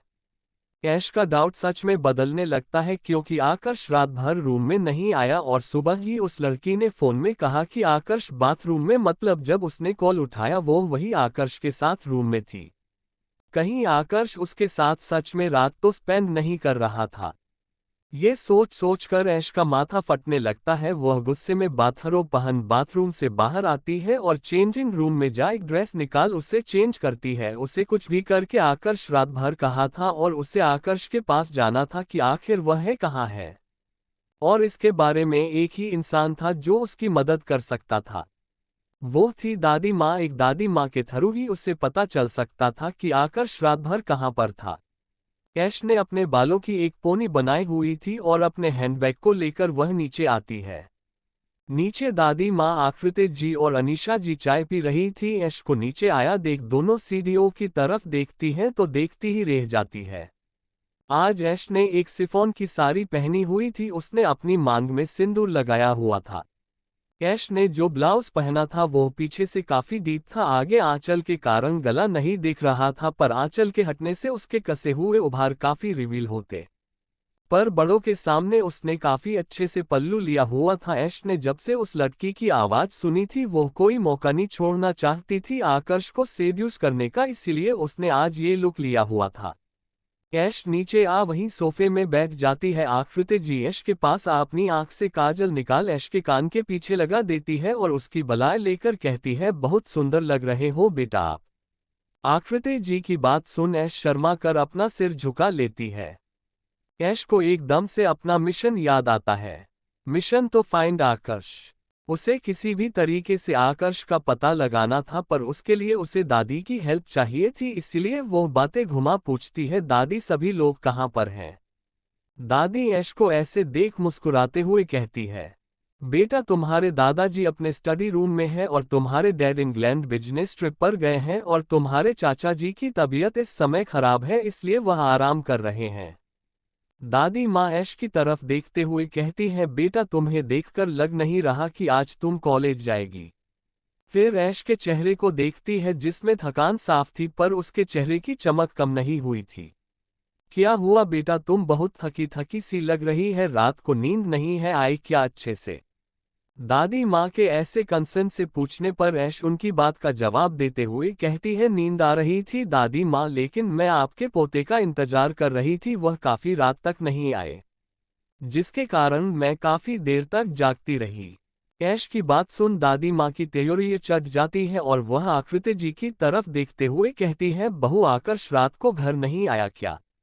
दादी माँ की बात सुन आकृति जी कहती हैं, जी माँ, आकर्ष रात को नहीं आया है, मैंने उसके लिए खाना फ्रिज में रखवाया था पर वह खाना वैसे ही रखा हुआ है। ये नालायक लड़का कभी अपनी हेल्थ को लेकर सीरियस नहीं रहता है, हमेशा काम काम फिर चिढ़ते हुए आखिर रात भर था कहाँ, उसे लगता नहीं है कि अभी उसकी नई नई शादी हुई है, उसकी बीवी परेशान हो रही होगी। आए घर फिर बताती हूँ मैं। आकर्ष को डांट पड़ता सुन ऐश मन ही मन खुश होती है, वह मासूम चेहरा बनाते हुए कहती है, देखो ना दादी माँ, मेरी तबीयत सही नहीं है और यह मुझे रात भर ऐसे ही अकेला छोड़कर चले गए, मैं उनके लिए परेशान होती रही। दादी माँ तुरंत अपना मोबाइल उठा आकर्ष के पीए को कॉल करती हैं जो कि मीटिंग में था, वो अपनी बड़ी मैडम का कॉल आया देख तुरंत बाहर आ जाता है और कॉल उठाता है। दादी माँ उससे आकर्ष के बारे में पूछती है। दादी माँ को बताता है कि आकर्ष अभी रॉय इंडस्ट्रीज में है, कंपनी में बोर्ड ऑफ डायरेक्टर्स की मीटिंग थी, इसलिए मीटिंग की तैयारी कर रहे थे। कॉल कट होने के बाद दादी माँ ऐश को सारी बात बताती हैं। ऐश को किसी भी तरीके से आकर्ष के ऑफिस जानना था, आखिर वह जानना चाहती थी कि आकर्ष का फोन किस लड़की ने उठाया था और वह खुद को आकर्ष की गर्लफ्रेंड क्यों कह रही थी। इसलिए वह अपना भोला चेहरा बनाते हुए दादी माँ से कहती है, दादी माँ, आज मेरा मन कॉलेज जाने का नहीं है, प्रोफेसर भी आज कॉलेज नहीं जाएंगे और अनोखी की तबीयत भी सही नहीं है, कल मैं वैसे ही अनोखी के बिना बोर हो गई थी, क्यों ना मैं आज कंपनी चली जाऊं, मैं कभी कंपनी गई भी नहीं हूं, इसी बहाने घूम आऊंगी और मेरा मन भी लग जाएगा। ऐश की बात सुन दादी माँ एक मेड के जरिए ड्राइवर को बुलाने हैं बोलती हैं और ड्राइवर से ऐश को कंपनी ले जाने कहती हैं। दादी माँ की बात सुन ऐश खुश हो जाती है और जल्दी से उन्हें गले लगाते हुए कहती है, थैंक यू दादी माँ।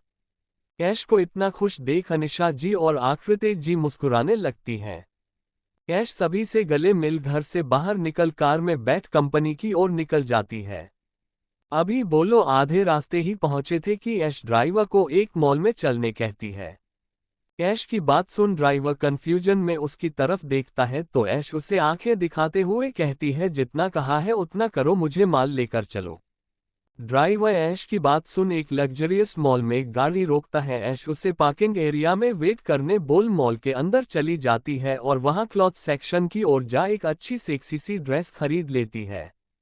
वो ड्रेस बहुत सेक्सी थी, डमी ने पहना हुआ था, उसमें वह बहुत ही सेक्सी लग रही थी। उस ड्रेस में ऊपर के एरिया में डमी के उभार साफ दिख रहे थे, वह ड्रेस थाई तक की थी। यदि ये ड्रेस ऐश ने पहनी तो वो बहुत सेक्सी लगेगी। ऐश उसे लेकर पार्किंग एरिया की ओर चली जाती है। कार में बैठ वो लोग कंपनी की ओर निकल जाते हैं। करीब 20 मिनट में कार रॉय इंडस्ट्रीज पहुंच जाती है। ऐश ड्राइवर को कार पार्क करने कहती है। ड्राइवर ऐश को मना करते हुए कहता है, मैडम मैं आपको साहब के केबिन तक ले चलता हूँ, ये जगह नहीं है आपके लिए। उसके ऐसा कहने पर ऐश उसे मना करते हुए कहती है, नहीं आप जाए, मैं चली जाऊंगी। कार से नीचे उतर रिसेप्शनिस्ट एरिया को इग्नोर कर ऐश एलिवेटर की तरफ जाने लगती है। रिसेप्शनिस्ट जो अपने सामने से एक सुंदर है कर लेडी जाते हुए देखती है तो ऐश को रोकते हुए पूछती है, एक्सक्यूज मी, आपको किससे मिलना है? ऐश उसके सामने आते हुए कहती है, क्या मैं जान सकती हूँ यहाँ के सीईओ का केबिन कौन सा है और किस फ्लोर पर है? ऐश के ऐसा पूछने पर रिसेप्शनिस्ट अपनी आंखें छोटी कर ऐश की तरफ देखती है और कहती है, आपको उनसे क्यों मिलना है, क्या आपके पास उनका अपॉइंटमेंट है? अपॉइंटमेंट की बात सुन ऐश अपनी एक भौं उठाते हुए मन में कहती है, अपने ही हस्बैंड से मिलने के लिए मुझे अपॉइंटमेंट की कब से जरूरत पड़ने लगी। ऐश को कुछ ना बोलता देख वो एम्प्लॉय ऐश का मजाक उड़ाते हुए बाजू वाली सहकर्मी से कहती है, देख रही हो पूजा, इस लड़की को शादीशुदा होकर भी हमारे सीईओ को लाइन देने चली आई। फिर इतराते हुए, जाओ जाओ यहाँ से, तुम जैसी दो कोली की औरतें अपनी बॉडी की नुमाइश करने आए दिन आती रहती है कि किसी दिन हमारे सीईओ की नजरें इन जैसी स्लट पर चली जाए। खुद के लिए स्लट सुन ऐश की हाथों की मुट्ठियां कस जाती है और वो खींचकर एक थप्पड़ उस एम्प्लॉय को लगा देती है। ऐश के ऐसा करने पर उसका चेहरा एक तरफ झुक जाता है और नीचे सभी लोग उसी तरफ देखने लगते हैं। Thank you. आपको नोवेल कैसा लगा कमेंट करें। नेक्स्ट पार्ट देखने के लिए चैनल को सब्सक्राइब करें। Thank you.